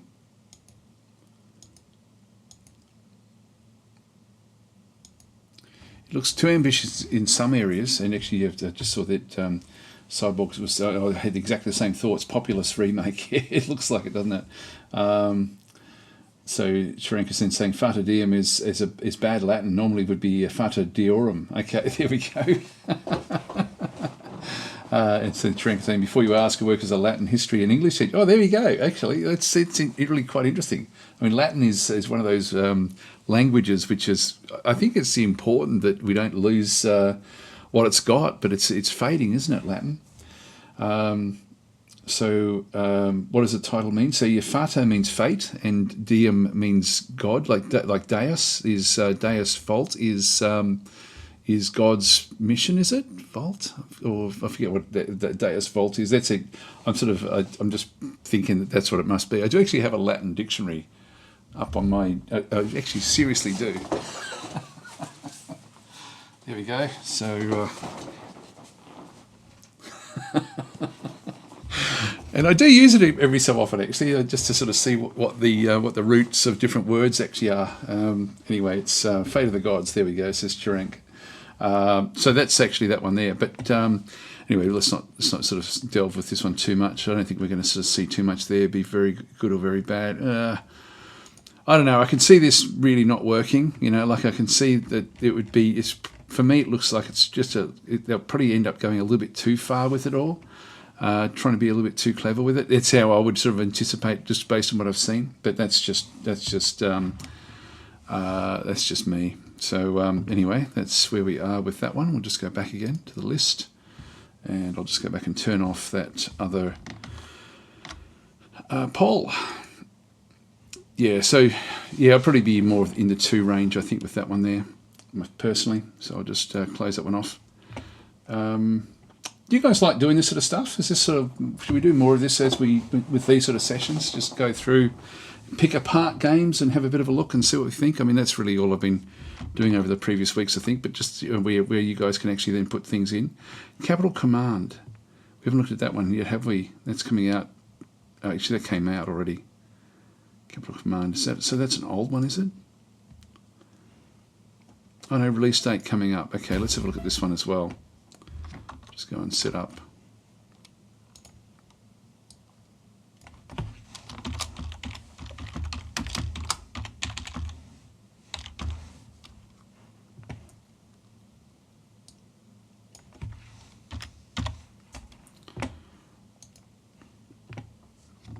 All right, we'll have another look at this one here.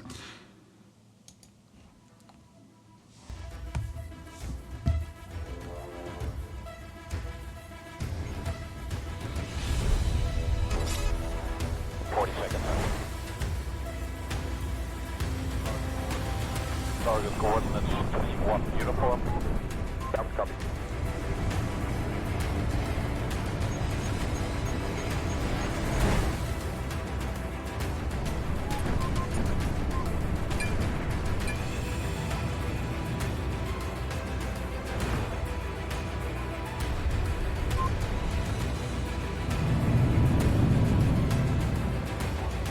Trends northeast to 1 kilometer.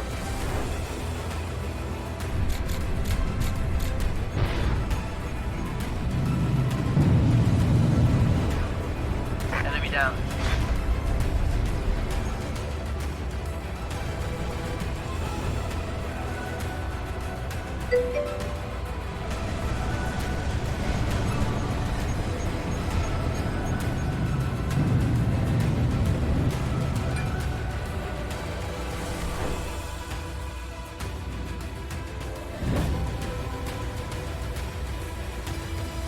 Looks interesting as well, actually. I'll just see if there's any other things we can see from this. I'll just have a quick look through these. I'll have a read of what it actually does say in the bottom here about this game. It's a space sim that puts you in charge of a state-of-the-art capital ship, so it's just one ship that you control. So it's a bit like Space Sector, I guess. Is that the game? Space Sector, Star Sector? I can't remember the name of it. In the far reaches of space, putting you against a mysterious threat. So it looks like it's scripted. Ship moves realistically, 6 degrees of freedom, spot your targets, adjust your angles. Capital ship, from solid projectile artillery movement. So it's all about the combat from the ships. You arrive at an outpost station in a remote corner of space shortly after disaster strikes. The AI fleet has gone rogue. So it puts you in a corner surrounded by enemy ships. The procedurally generated campaign maps will constantly challenge you with ever-present and imminent threat. Make strategic decisions on which targets to engage and how best to use resources acquired from said engagements. That's interesting. Okay, so acquire and use intel to overcome the enemy. With a massive arsenal at your disposal, your command of the ship will need to adapt across multiple playthroughs and the options and challenges they present. No single playthrough will show you everything the universe has to offer. Test your skills and train against the 13 ship types of the rogue AI in custom battles. Capital AI will challenge you to think 2 steps ahead of your enemy. You're constantly outnumbered, ships are fragile, and the weapons take time to track, lock on, and fire. It looks interesting, actually. It does look interesting. Sonnet Sector. No, I'm not thinking that's not the game I'm thinking of. But it looks like you're basically in control of a single ship, and it looks like you're changing your loadouts or your strategies to then try to figure things out. So a freeform campaign. I was actually really put off it until I read this bit of it here. Surrounded by enemy ships, the procedure-generated campaign maps will constantly challenge you. So at least it's not a not a walkthrough. It would actually then have different challenges. Just see if we can bring up some of these screens a little bit larger. Let's just go back and then just see if we can sort of make sense of what we're seeing here. Be hard to sort of see it. So you get Battle Cruiser 19, ship structures, so that's all of your stuff. Be hard to sort of tell what's going on. Radar overlays back and through that side. Looks like the resource system is extremely simple, which doesn't matter with these sort of games.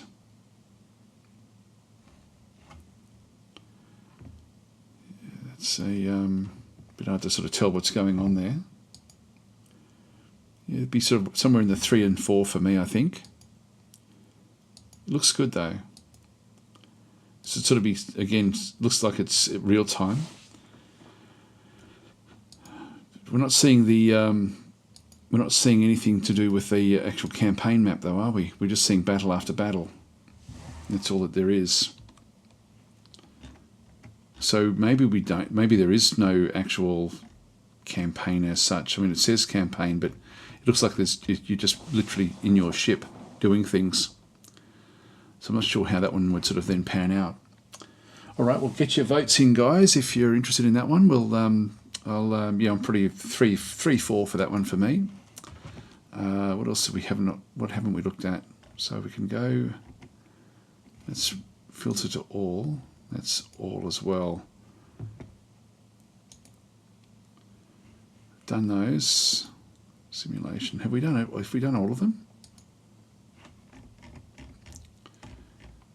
We didn't. I'm sure we haven't done all of them. I'll skip past the city builders, space RTSs, or the space grand strategy. Let's have a look at the full list of these. How many of them have they got in this list?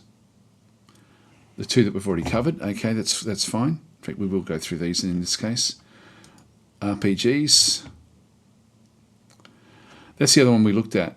So look, what I'll do is I'll come back and we'll do that one now. So coming with Way of Wrath is we had a look at it there. We'll actually now really look at it properly. So we did a pre-vote when we thought we were doing Sons of Valhalla. So I'll just go back out and I'll go and click on that one and just pause that one for a second.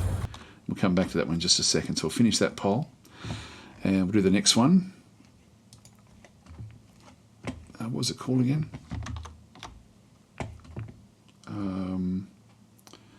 Way of Wrath.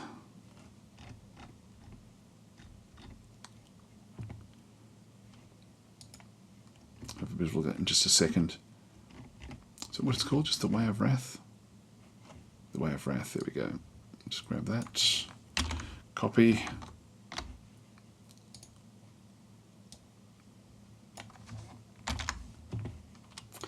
Start the poll. So we've already had a sneak peek at this one before, but we'll do that again. Now, when I'll stop and just talk about the things that I'm sort of looking at, and probably the reasons, some of the things I liked and some of the things I didn't like. This sort of graphic style usually means that can be adaptable to a degree. Like it's fairly simple, the actual graphic style itself, but there's no shadowing anywhere. So it looks like I'm sort of thinking it looks like it's a scripted map, which is a big negative for me because it just ends up that you're just playing. One of the essentially just an RTS sort of style game on an actual big campaign map. And so I'm hoping that's not the case. And then this looks really cringy. That looked really cringy, and this looks really cringy.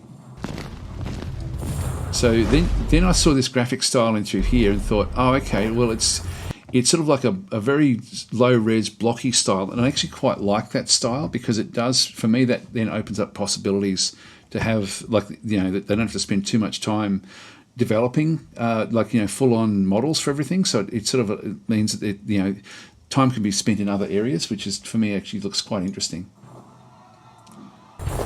And that looks really cringy. That looks really bad.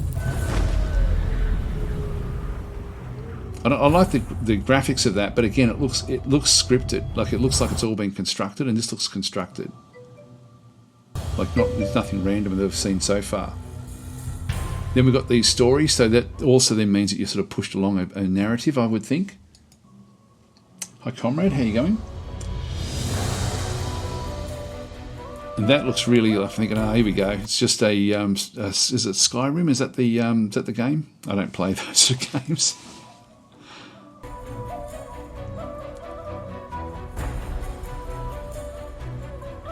So it looks like it's a set world. Choose your allies. Now that, like this has a potential to be interesting, but again, we don't really know much of what's going on.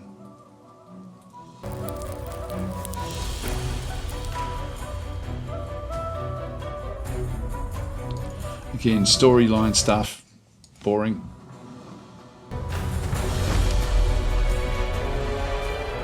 Now this looks reasonably interesting. This, at least it's turn-based combat. You do actually have an initiative system, and it looks like they've got so yeah, they've got a group. So 2 players. Is it 2 versus 3? It's got more than that though on the map.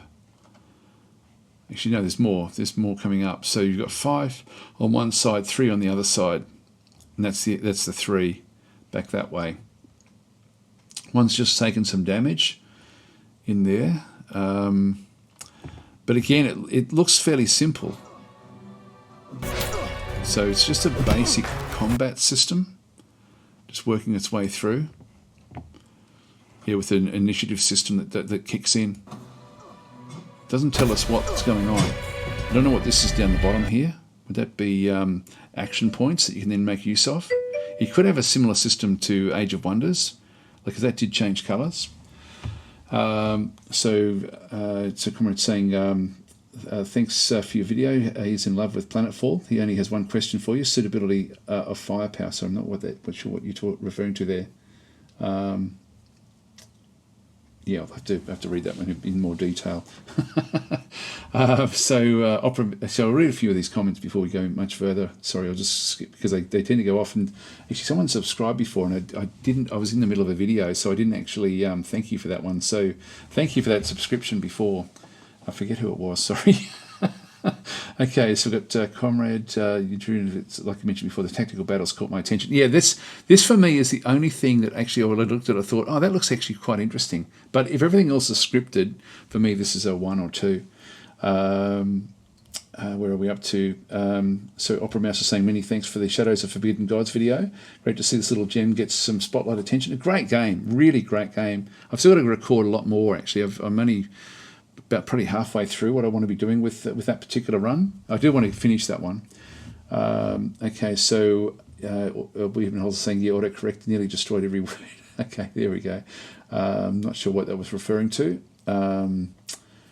Yep, so Gralky is then saying the overlay looks like Divinity Original Sins 2 combat mechanics. It looks pretty simplistic, but having if we just go back slightly, I'll just go back into here a little bit. See, what's this? And why is that changing? Just get out of that bit. I've got no idea what this is in through here. Yeah, so Comrade is then saying I miss spell survival versus firepower on Planetfall. I'm not sure what you mean with that, sorry. Anyway, we'll continue on. Texas is then saying is TFM the first men on your radar? Is TFM? What's that one there? And Neutrino is saying looks a bit like For the King battle system. Actually, I've got to play some For the King. I've noticed that that's actually now hit another big milestone recently as well. That does look pretty good as a game as well. TFM. What's TFM? You'll have to spell it out for me. Sorry. Our First Men on, is it, sorry, The First Men. No, sorry, you have spelled it out. So The First Men, I don't know that one actually. We'll have a look at that one in just a second. I've got no idea what this, there must be action points.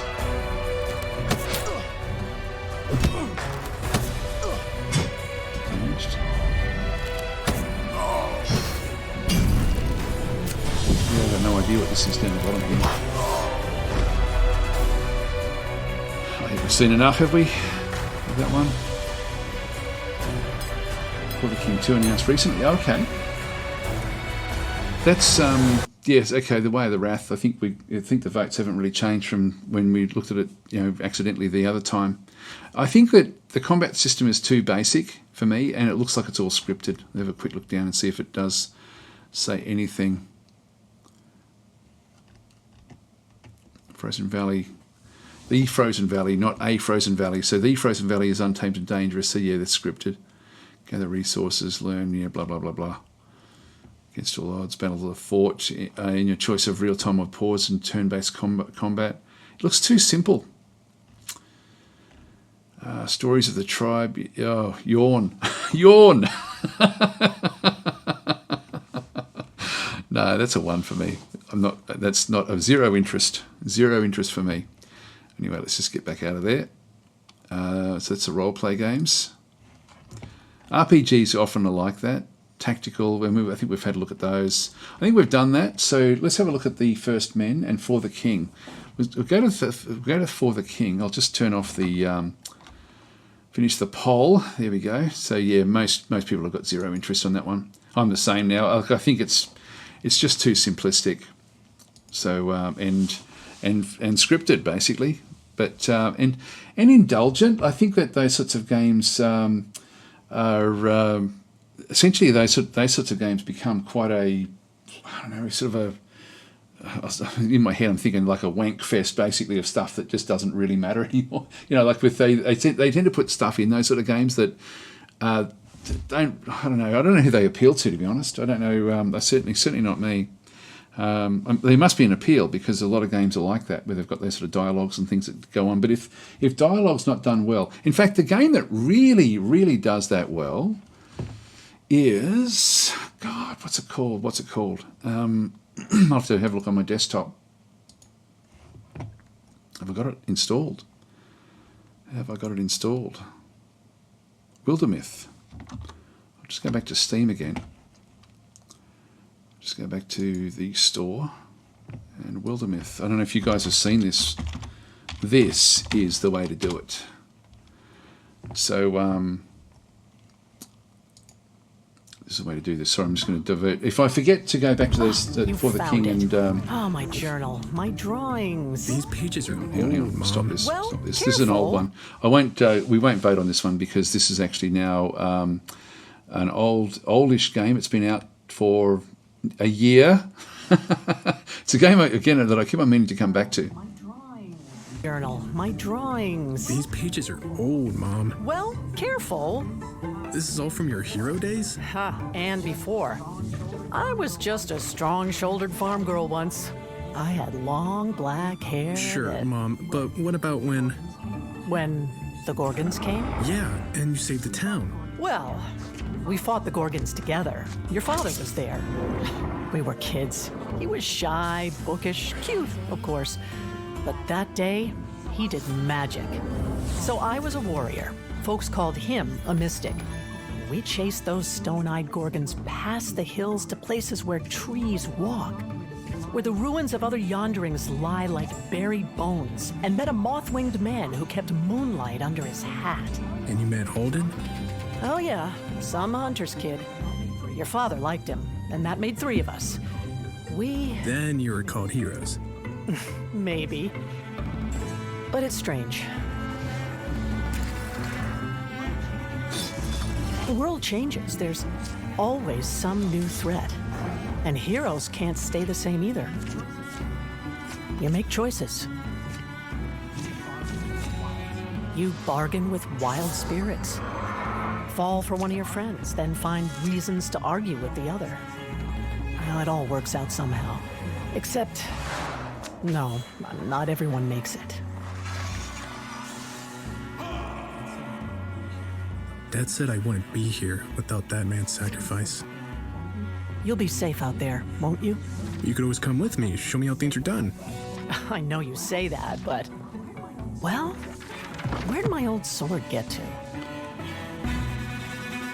This game is just amazing. Like in terms of how that actually does that, it's everything is procedurally generated, including the characters. The characters actually form relationships based on your choices. They then have kids. Those kids grow up. You end up retiring, and then they take over. And so it just goes over and over and over. It's an amazingly good game.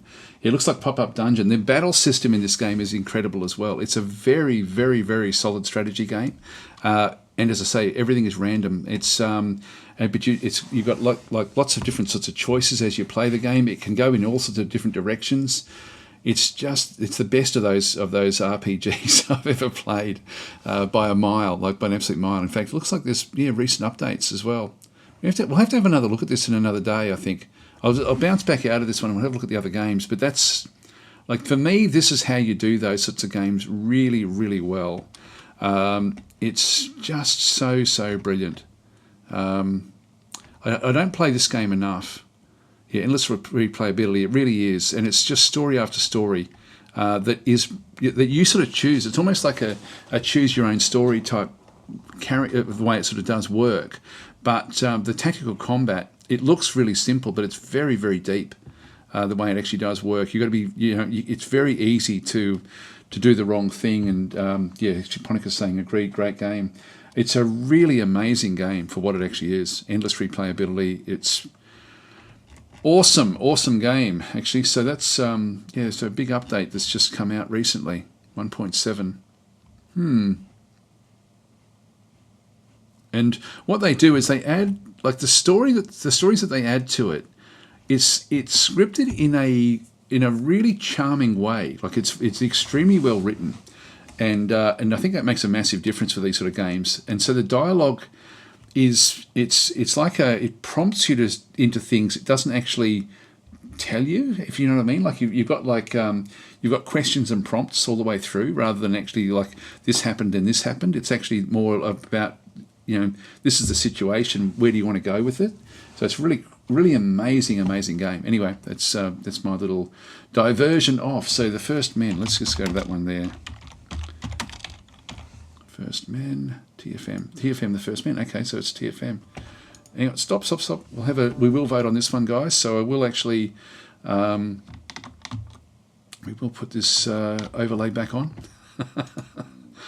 And it is called TFM, the First Men. I didn't know that. TFM, the First Men. Start the poll. So no rush to vote. So don't feel that you have to sort of go and look at this. Thanks for actually suggesting these sort of games, by the way, guys. I do like this because I see certain things. This is from Gathering Tree, early access game. Looks like it's coming out soon. We don't know when, do we? Okay, let's have a look. Let's look at the video. Whoops, sorry guys. Let's go back out. Try it again. No, I've still got problems with static. Just go back out. Oh, you found it. Oh, my journal, my drawings. These pages are old, Mom. Well, careful. This is all from your hero days?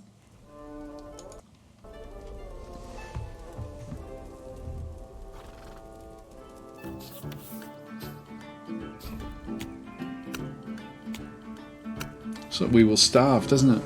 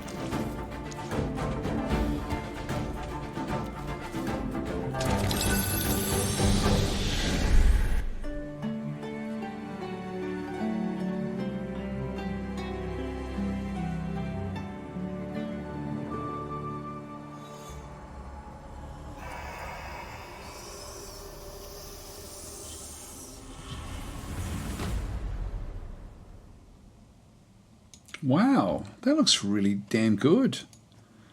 Actually, even Holz is in saying, what a lovely graphic style. It really is. And Texas is in saying this is later in the month. Wow, I love the look of this.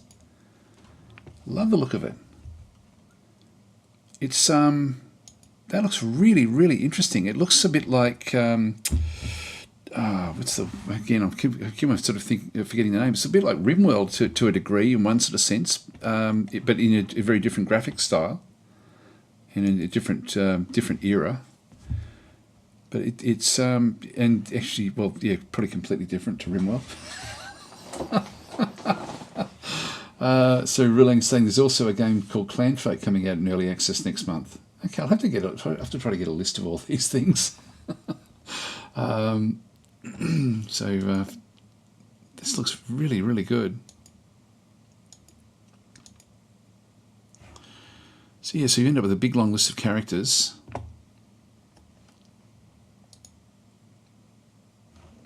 Some sort of crafting tree, is it? Well, actually, it's not crafting. It's some sort of tech tree, I would imagine. It looks very good.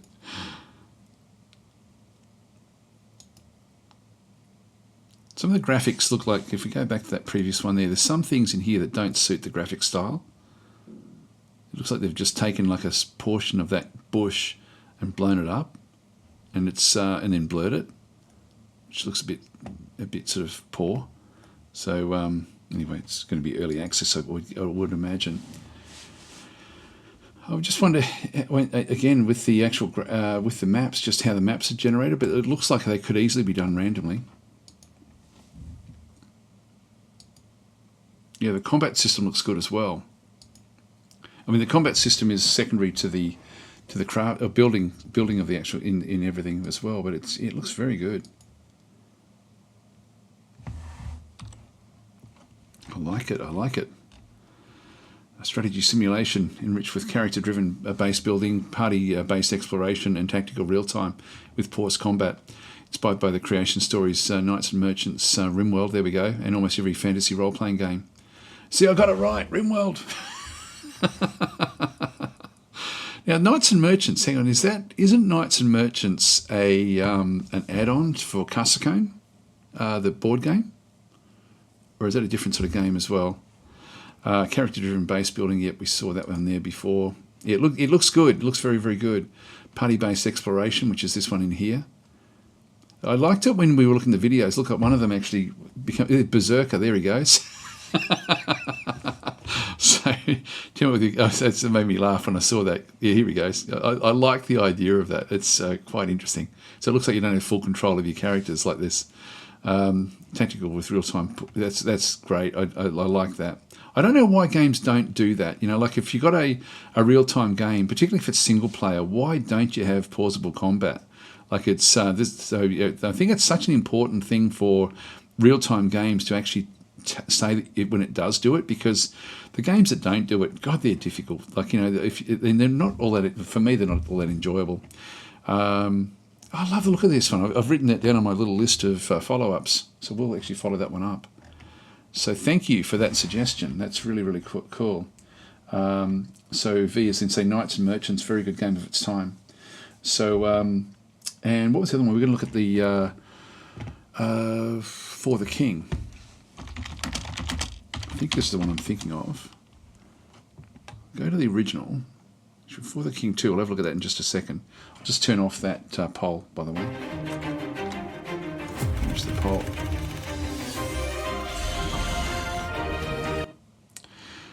Alright, so this is the original For the King. And this was very good. Really good, actually. Now, I thought it had only just... No, the actual release date was some time ago. It's funny, because I thought it only just got to actual release very, very soon. They've got Lost Civilization. I haven't played this for quite some time. Well, I think the combat system, I'll play the video and then we won't vote on this one, but we might have a look at For the King too.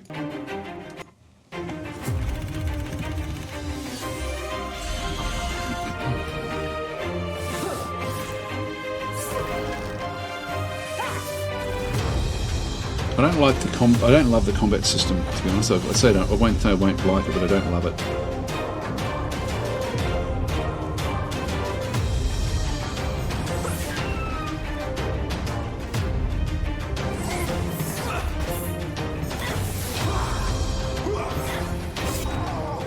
It's like you just got two sides, and it's just an I go you go sort of system, which is you just pick who you're attacking, and it just it just attacks.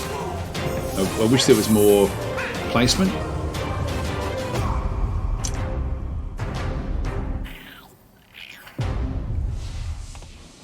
If you, oops, sorry. Just heaps to look at there. I've got to be careful with the music, because if any of the music is has been bought from a library, and quite often developers do it for little games, I've got to be really careful what I show, because I just forgotten there. I should have actually muted all of that, because I don't know where that music's from. I think the other ones from the Hooded Horse games, look, I think they'll be done for the game itself, but it means that when I put these videos up, I don't get anything for them from YouTube. So it's sort of one of those things. Oh well, that's just the way it goes. All right, so there looks to be a placement for the King 2. Let's have a look and see that one. That's one that's that one does look interesting. I like that game. I just the combat system. That sort of combat system doesn't really do a hell of a lot for me. Well, let's put this one up on the list of getting your opinions on.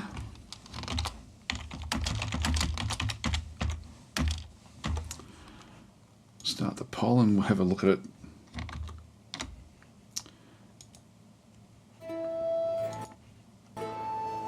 This is my realm. It's got a Z levels. That's interesting. My rule.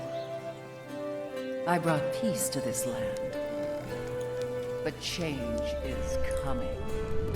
And underground. Now, I'm more powerful than they could ever imagine. As the chaos rises, they try to challenge me.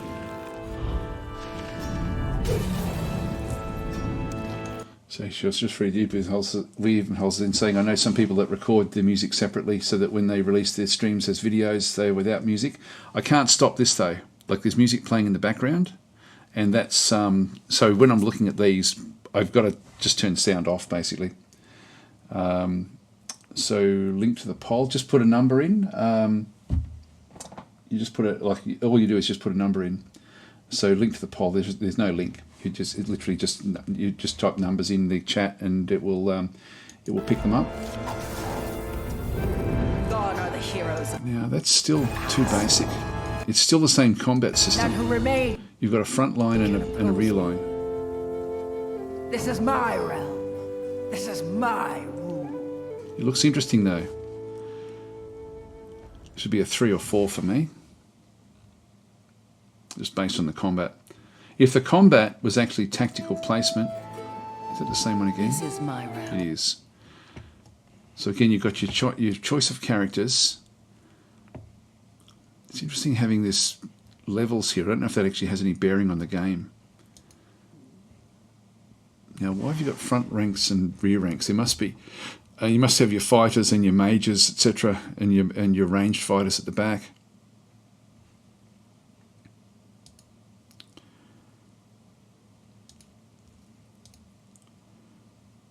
It's a good game. Like it was very, very good.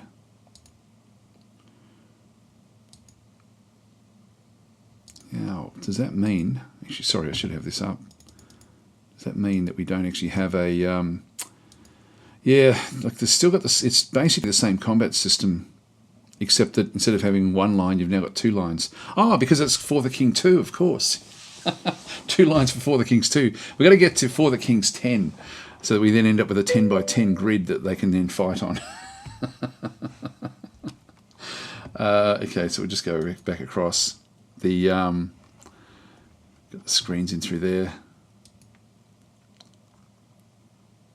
I mean, it's a good looking game.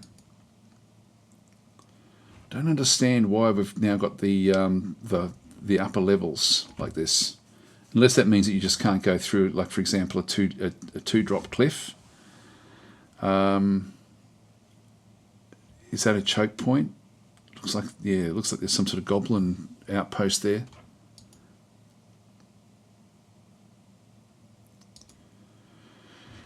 that there.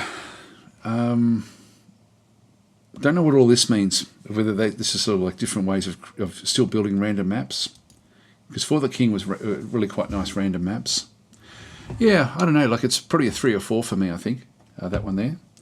So if you've been Holz's then saying, but can't you, example, tell Steam to use channel out? Oh, I know what you mean. Yes, they split the channel. But then, you know what that means? That means I've then got to edit my videos. I don't like doing that. I prefer to not get the money from it than to edit it. Editing's such a pain in the ass when you're doing it. Like if you're doing a full-on edit, like it can take a whole day. So I'll just go without the money. I'll just try to remember to mute the sound if we watch something that's not sort of like, you know, done with a big company. Okay, so yeah, Supreme Plague saying maybe if they showed some character development, combat looks a bit simple to me. Yeah, combat is too simple for me as well. I find that those two sides, and they both take turns, you know, sort of attacking a particular character, are fairly boring for me. It's I much prefer actual tactical battles. But yeah, this one's. Yeah. Anyway, it'll be a good game. I'm sure it will be a good game. The actual original For the King was a very, very good game. It's just the combat is very simple. Anyway, that's For the King. I think actually I'm just looking at the time. I'm going to have to start to make a bit of a move, guys, to sort of wrap this up. So I think what we'll do is we'll call it. Was there anything else we're going to look at? Was there anything else before we go off and do the giveaway, the big giveaway for Heroes Hour? So if you want to grab the key, we'll do a quick run through marbles just to finish this off. So I'm sorry if I did miss any comments or any questions about anything. There was another game that was mentioned, but I forget what it was. Someone did mention another game. If you can remember what it is within the next few seconds. Clan Folk, that's what it was. Reeling says Clan Folk. Let's have a look at that one.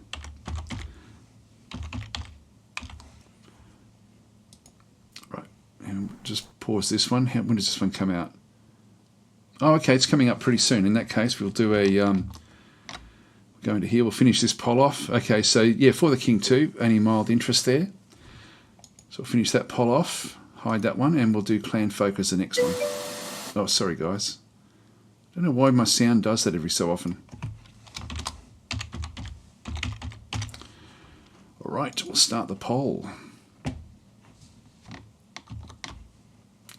So in we go.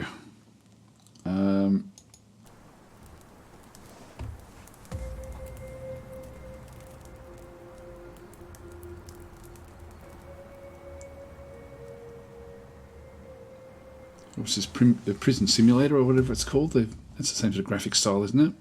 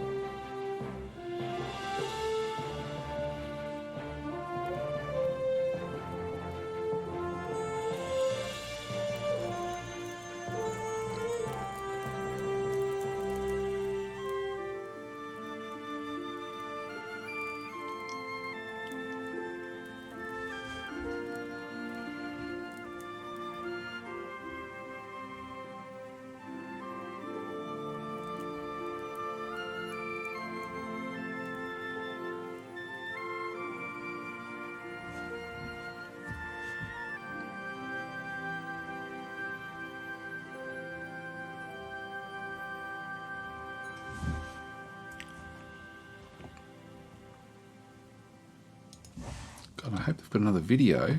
Oh yeah, they do. That's a pretty bad video for a for something this close to launch.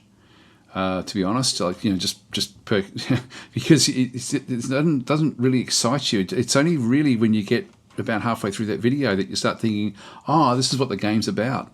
The rest of it's just sort of randomish for me. It's anyway, let's have a look at the next video and see if it does a better job. Not yet. So what's going on? We don't know.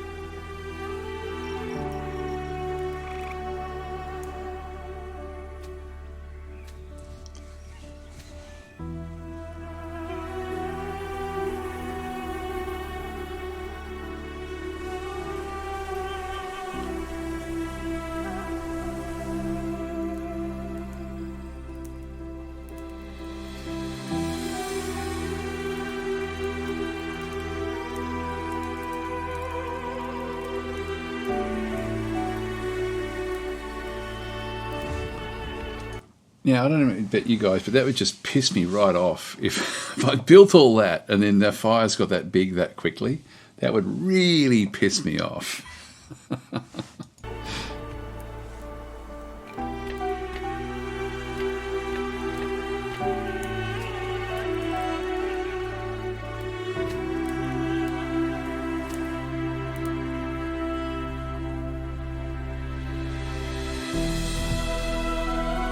This will be the music that gets this video demonetized.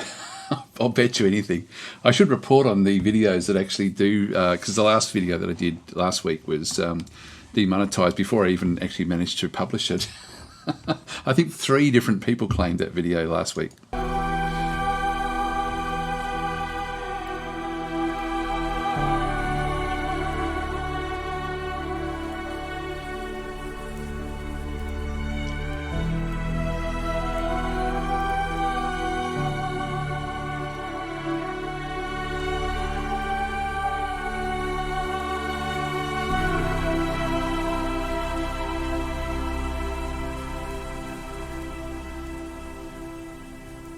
Building fire simulators, says Fenmore.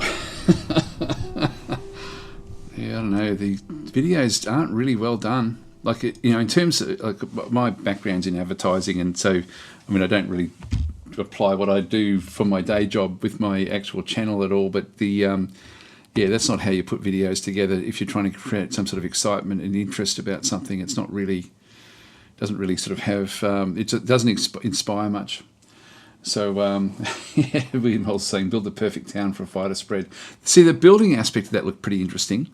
It looked like there was character interaction, but it didn't actually show it or explain it in any sort of way. It's weird. It's really weird. It says, Clanfake is a colony life sim set in the medieval Scottish Highlands. Clear the land, build a home, hunt, fish, gather, craft, have children, marry them off. See, I didn't see that in the video. Let's have a look at this stuff. So that looks, you know, this does look interesting in terms of actually, if you like building sort of not even cities as such, but just like a small village type thing. That does look fairly interesting. Lots of toilets. You can't have too many public toilets in the middle of the town. I don't know what they are actually. They look like toilets, don't they? Anyway, that's so Tenru's saying the video doesn't show you much. You need to highlight your strengths. Yeah, and you got to hit it pretty hard, because those, like, we've watched a few videos today where the initial, like that other one where those sort of where that Skyrim style game was, like, you know, it was it didn't really get interesting until about halfway through. So and Fenmore's saying there's nothing in the video that lets you know what you're doing. Setting a video for someone who already knows what the game is. Yeah, it's sort of like it was really boring. Like, the pacing was really boring. Like, it didn't even sort of, you could have even just used a text overlay to you know, explain. Yeah, and the sad music, fire and toilets. What a blast! Yes. Maybe looks like a Rimworld mod, says Beacon. Yeah, it does a bit. It's funny. It's like that. Yeah, sad music, fire, and toilets. That's really what it is, isn't it? It's the toilet simulator. Toilet simulator with fire, with added fire. And it looked like you could dig underground a little bit as well. So it does look like there's possibilities, but again, it doesn't really didn't really sort of do much. I mean, everyone just was morose. People would get killed, and then they'd stand around breathing steam in the rain. I don't know. This one, like compared to the First Men, chalk and cheese for me. I mean, that's very much looks like Rimworld, doesn't it? This one here, that sort of overview map. It does look interesting. It's certainly a game I'd probably give it a 3 at this early look. But they could have done a better job of selling it. That looks interesting. That does look interesting, actually. Quite intricate. I'd give it a go. This I think is going to, if fires take hold like this in this game, like I know that in reality, like you do lose big structures very, very quickly with fire, but like that would just be so frustrating to be playing a game and then have this happen. Like I don't mind games where the walls might burn, and but this it looks like when there's a fire, it's just crazy. It looks like a start again exercise, doesn't it? Really, with these sort of fires. Yeah, I don't know. I don't know about that one. Yeah, fire in the toilet. They got the chill. There's some harsh chili with that burn. Anyway, I better start wrapping up. So what we'll do is we will. I'll just turn off the poll for that one there. So where we end up a bit all over the place with that one there. So I'm the only one with that Mars game that actually was in the 4-5 range. There's only one here with the Clan Folk. Yeah, for me, Clan Folk would be a 3 potentially after having a bit of a look at it there. So anyway, I think we'll finish that poll and then we'll have a look. We didn't look at didn't do a retrospective on any games. Actually, we were going to have a quick look at Distant Worlds. Maybe we'll look at Distant Worlds next week. I know that there's still a lot coming with Distant Worlds, so we'll come back to that one. Let's get Marbles up and running, and we'll give this key away. So if you are watching this later on YouTube, if you do join, I'm streaming these at a regular time every week, and if you do want giveaways, I've got a fair few keys to give away now. If in the leading up weeks, if I get like a bunch of them, I might even sort of give away like a few keys a week. I've got like about a month's worth of keys at this stage, so I've got like about 4 to give away. And today is his Heroes Hour, so let's just go back away. We can ditch that one, and we can just minimise that for now. And actually, I'll just turn that poll off. Sorry, hide the poll. All right, that one's done. I've got to say, I really like the look of Falling Frontier and the First Men. That looks really, really good. Okay, so where's Marbles? There it is. So, and I always forget how to play this, so you'll have to just bear with me while I fumble around with this one again. So, a special thank you to the devs from Heroes Hour for giving us this giveaway. And as I say, we'll be covering that this week. Actually, probably covering it fairly soon, actually, the changes that have coming with Heroes Hour. It looks like it's going to be an impressive update to a very, very good game. So, epilepsy warning, guys. So, close your eyes if you've got any problems in that regards. Actually, it's not too bad. Some of the maps can be a little bit flashy, but we'll do another one like what we did last time. All right, so we're loading in, fetching that one, login successful. Click on profile, hide that one. Now, what we were doing, this looks like a new season from June the 1st to June the 22nd. So, there's actually like a leaderboard for this thing, but we're just going to do our giveaways through this particular one. Now, what do we click on next? It was race, was it?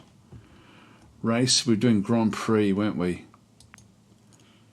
And we were using 3 maps. We were going to go with standard maps if we find. We'll just go with random maps. Temple of Steve. Did we do that one last week? I've got a funny feeling we may have done that one last week. Twisted Toothpick. Okay, that'll do. That's the map number 1. Tony's Cannelloni Derby, and the Lucky Few. That'll do us. Okay, they're the 3 maps. Viewer simulated race is going to be a viewer race. So what you need to do to play is when I get the race started, so I'll click on race. You guys then need to type in, actually when it does load up, ! play. So we're now in the so type ! play, and I'm just going to do the same, so we'll just jump in. So in you get, guys. This is for the giveaway, for the key giveaway, and so I'll just let you guys spend some time just coming into this particular game. Now it's going to be 3 games. Every game you need to type ! play to be part of it, and you can actually win. Like if someone gets in the leaderboard in the first 2 games, it's going to be very hard to win, but you can pretty much come from behind and do pretty well. I think last week the winner actually raced ahead, actually in the middle race, and we really couldn't be caught much. Okay, so is everyone in? I'll just give you a couple more seconds.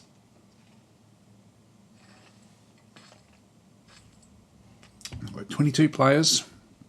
22 players. So away we go. So waiting to start. So we'll start the race.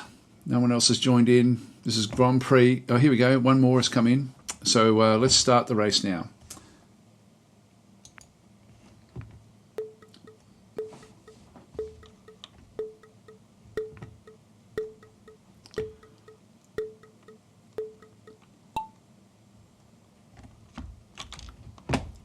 Trying to figure out what's going on here. Just press number 1. Okay, so Phobias is now leading. Oh, not anymore. It's now Standby Gladiator. Did we do this one last week? I don't think we did we? It doesn't look the same. Has anyone else jumped ahead yet? This one does look familiar, doesn't it? Maybe we did this one last week. Oh, a lot have gone through this one here. Okay, Supreme Plague was a lead. Standby Gladiator's come back again, into the lead again. Actually, it does look different. It does look different. Looks good, actually. Only just ahead. Only just ahead. No, Hugo. No, Wiebenholz. Neutrino B is now ahead.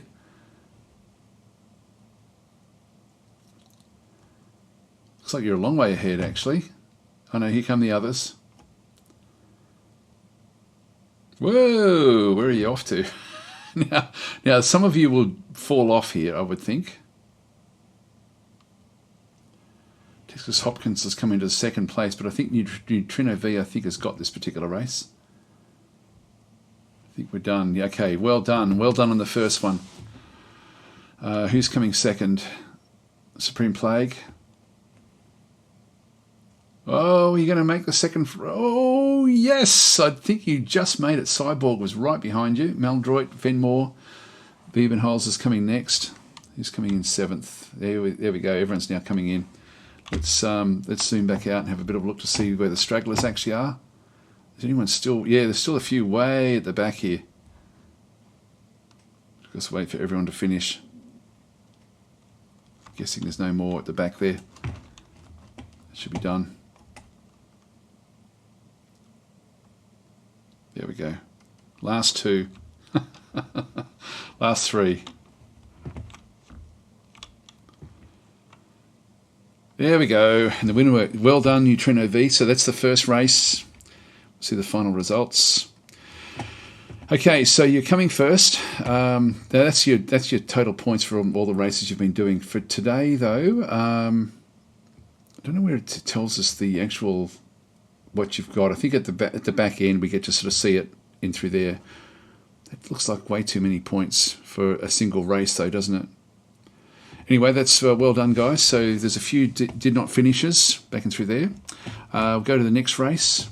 So we just go to next map. So Tony's Cannelloni Derby. So again, to play this one, and anyone can still win this. Actually, wait till it starts. Okay, now we put in the !play. So jump in again, guys.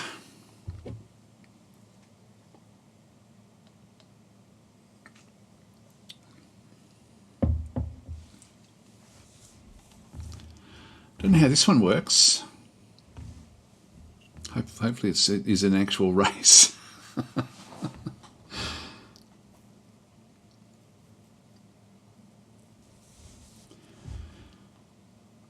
Yeah, so with this key that we're giving away, so Heroes Hour is very much like Heroes of Might and Magic, but with real-time battles. It's really quite cool the way it does work. Has everyone got in? We've got nothing else.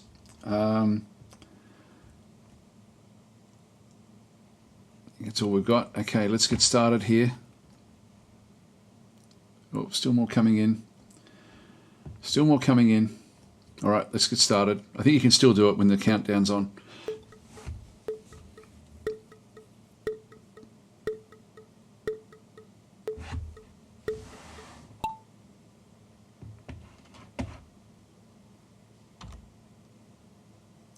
So Ritz is coming first so far. It looks like it's maybe multi-laps as well. Looks good, doesn't it? He's coming second. Texas Hopkins. Back at the Riddits again. Ponicus coming third. This map's pretty good. Cannelloni Derby. I'll try to remember this one. Oh, you're miles ahead. Well, actually, no. Here we go. Here we go. Here we go. Here we go. And someone nearly left the track. So Began 1 almost took the lead. In fact, Began 1 has now hit the lead. That's the first lap. I think we've got 3 laps. Oh, this is tight. This is tight. Oh, you've lost. You've got. Oh no, you're back out into the lead again. Texas Hopkins just behind. Miracle Gus has now moved up into second, and Texas Hopkins now hit the lead. Okay, so Texas Hopkins is now on the second lap. Still, this is really tight. This is a good race, actually. This is a good one, actually. It's just really quite cool. Oh no, Draconia is now. I thought actually that was a fairly good lead that you did grab, but the others are catching up. Coming in for the third lap. It's got to be the last lap. One more lap to go. Anything could happen. It's anyone's game except for those at the very, very back there. If I go back to some of the ones at the back there, Voodoo Dog's way at the back. So we've still got Dracnia and coming first. It's not bad from the perspective here. Actually, Dracnia is a long way ahead in the terms of this game. Oh, this corner's going to sort a few out, I think. Phobias may hit the lead here. No, Dracnia and Rulang's now hit the lead. Rulang and Dracnia's back in lead again. Okay, this is a home straight, guys. This is it. This is it. I think Dracnia's got it. Dracnia's got it. Rylang's going to come second. There we go. Wow. Nice. Nice. Miracle Gus is going boost. Does that work? I got no idea how to play this game. So final results. There we go. Well done, Dracnia. Excellent done. Excellent race there. So that's good stuff.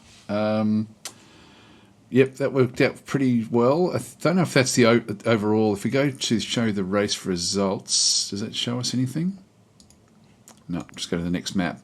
The lucky few. Okay, here we go.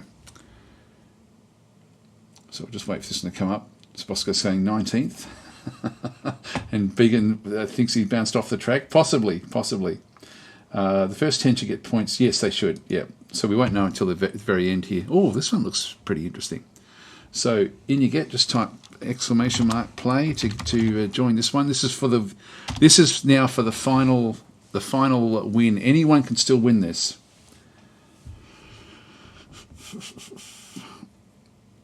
I don't know how it figures out if there's multiple people that have got the same points at the end. I don't know how that would actually then go and work. Anyway, hopefully that won't be the case. If it is, I'll have to give one or the other giveaway. I've got a few giveaways, as I say, for the coming weeks, so we'll get them going.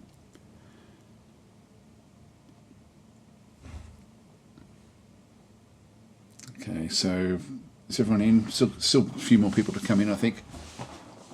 I've got 24. That's enough. Okay, let's get started. I think you can still join in even when the countdown's on if you do want to do that. This one looks pretty interesting.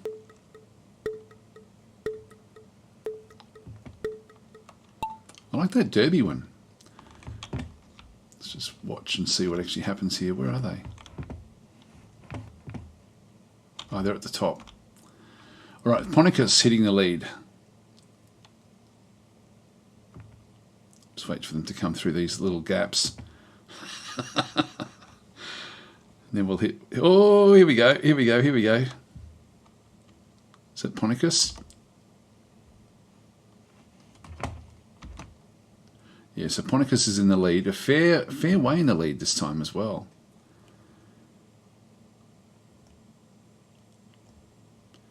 Long way in the lead. Okay, so no one even close at this stage. Will anyone catch up through here? Oh, here we go. Here come the others. Here come the others. I got to say, that Derby one, I really did like that one. I think we have to make that a regular.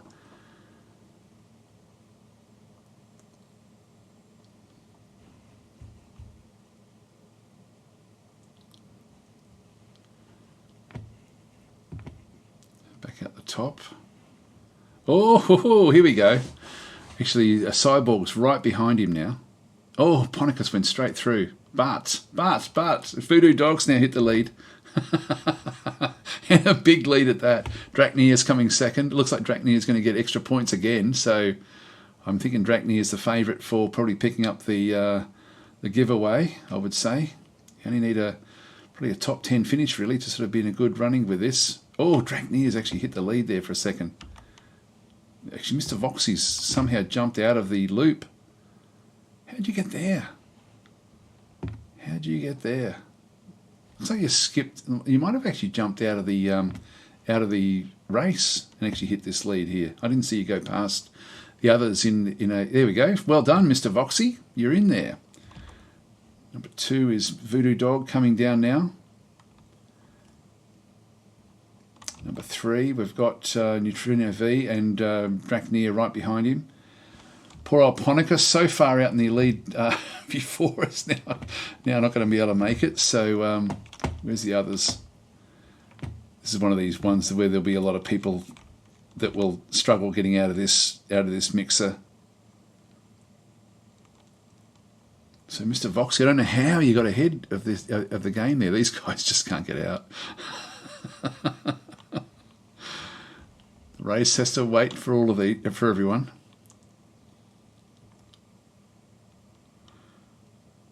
Come on. Is that the last one? I think that's the last one. Okay. The last straggler. I don't know who that is.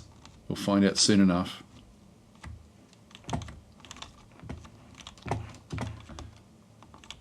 And that's it. Well done. Well done, Mr. Voxy. Okay, see the final results. Okay, so we have Mr. Voxy, Voodoo Dog, Neutrino V, Draknir in there. And now some of you actually did have multiple top 10s, I think. Actually, I got 9th that time. I don't do very well in this one, which is just as well. So we were waiting on phobias. No, actually, we were waiting on... Actually, there's a few did not finish it, so there's a few people that did bounce out of the map. So, and Tenru was the one that got stuck in the loop there for that little bit of time. So we do have the points, but I don't think these are the points from this particular game. So we'll finish the Grand Prix, and the winners are number 1. Or number 3 was Draknir. I actually thought that you might win. Mr. Voxy came second. And Neutrino V, well done. Congratulations. Congratulations. So there we go. So that's this is the total points that actually did come through. That's a weird point system. 72 points from Neutrino V. You had 1 win, but you've got a lot of other points coming in that particular one there. So hang around, Neutrino V, and I'll find you in the list and give you that key. Just bear with me. So anyway, guys, that's going to be the end of this session. I'll just quickly go across, and actually I'll end the session. What I'll do though is Neutrino V, if you can just hang around for a little while, and I will. So I'll close. So thank you for watching, guys. This was another fun session. I like that we don't know where we're going to end up with these sessions. It's quite good fun. So Mr. Voxy's saying I missed the first race. But that's good fun. I do enjoy this, I got to say. It is good fun. So I'll leave it here, and we'll catch you guys next week in Neutrino V. Just hang around a second. I'll just whisper the key across to you. And next week I've still got a few keys to give away. So we'll just keep on trying to get some giveaways each week, and finish off this way. It's good fun, actually. I do actually like this marble run at the back end of it. Okay, I'll catch you guys next time. Thanks for watching.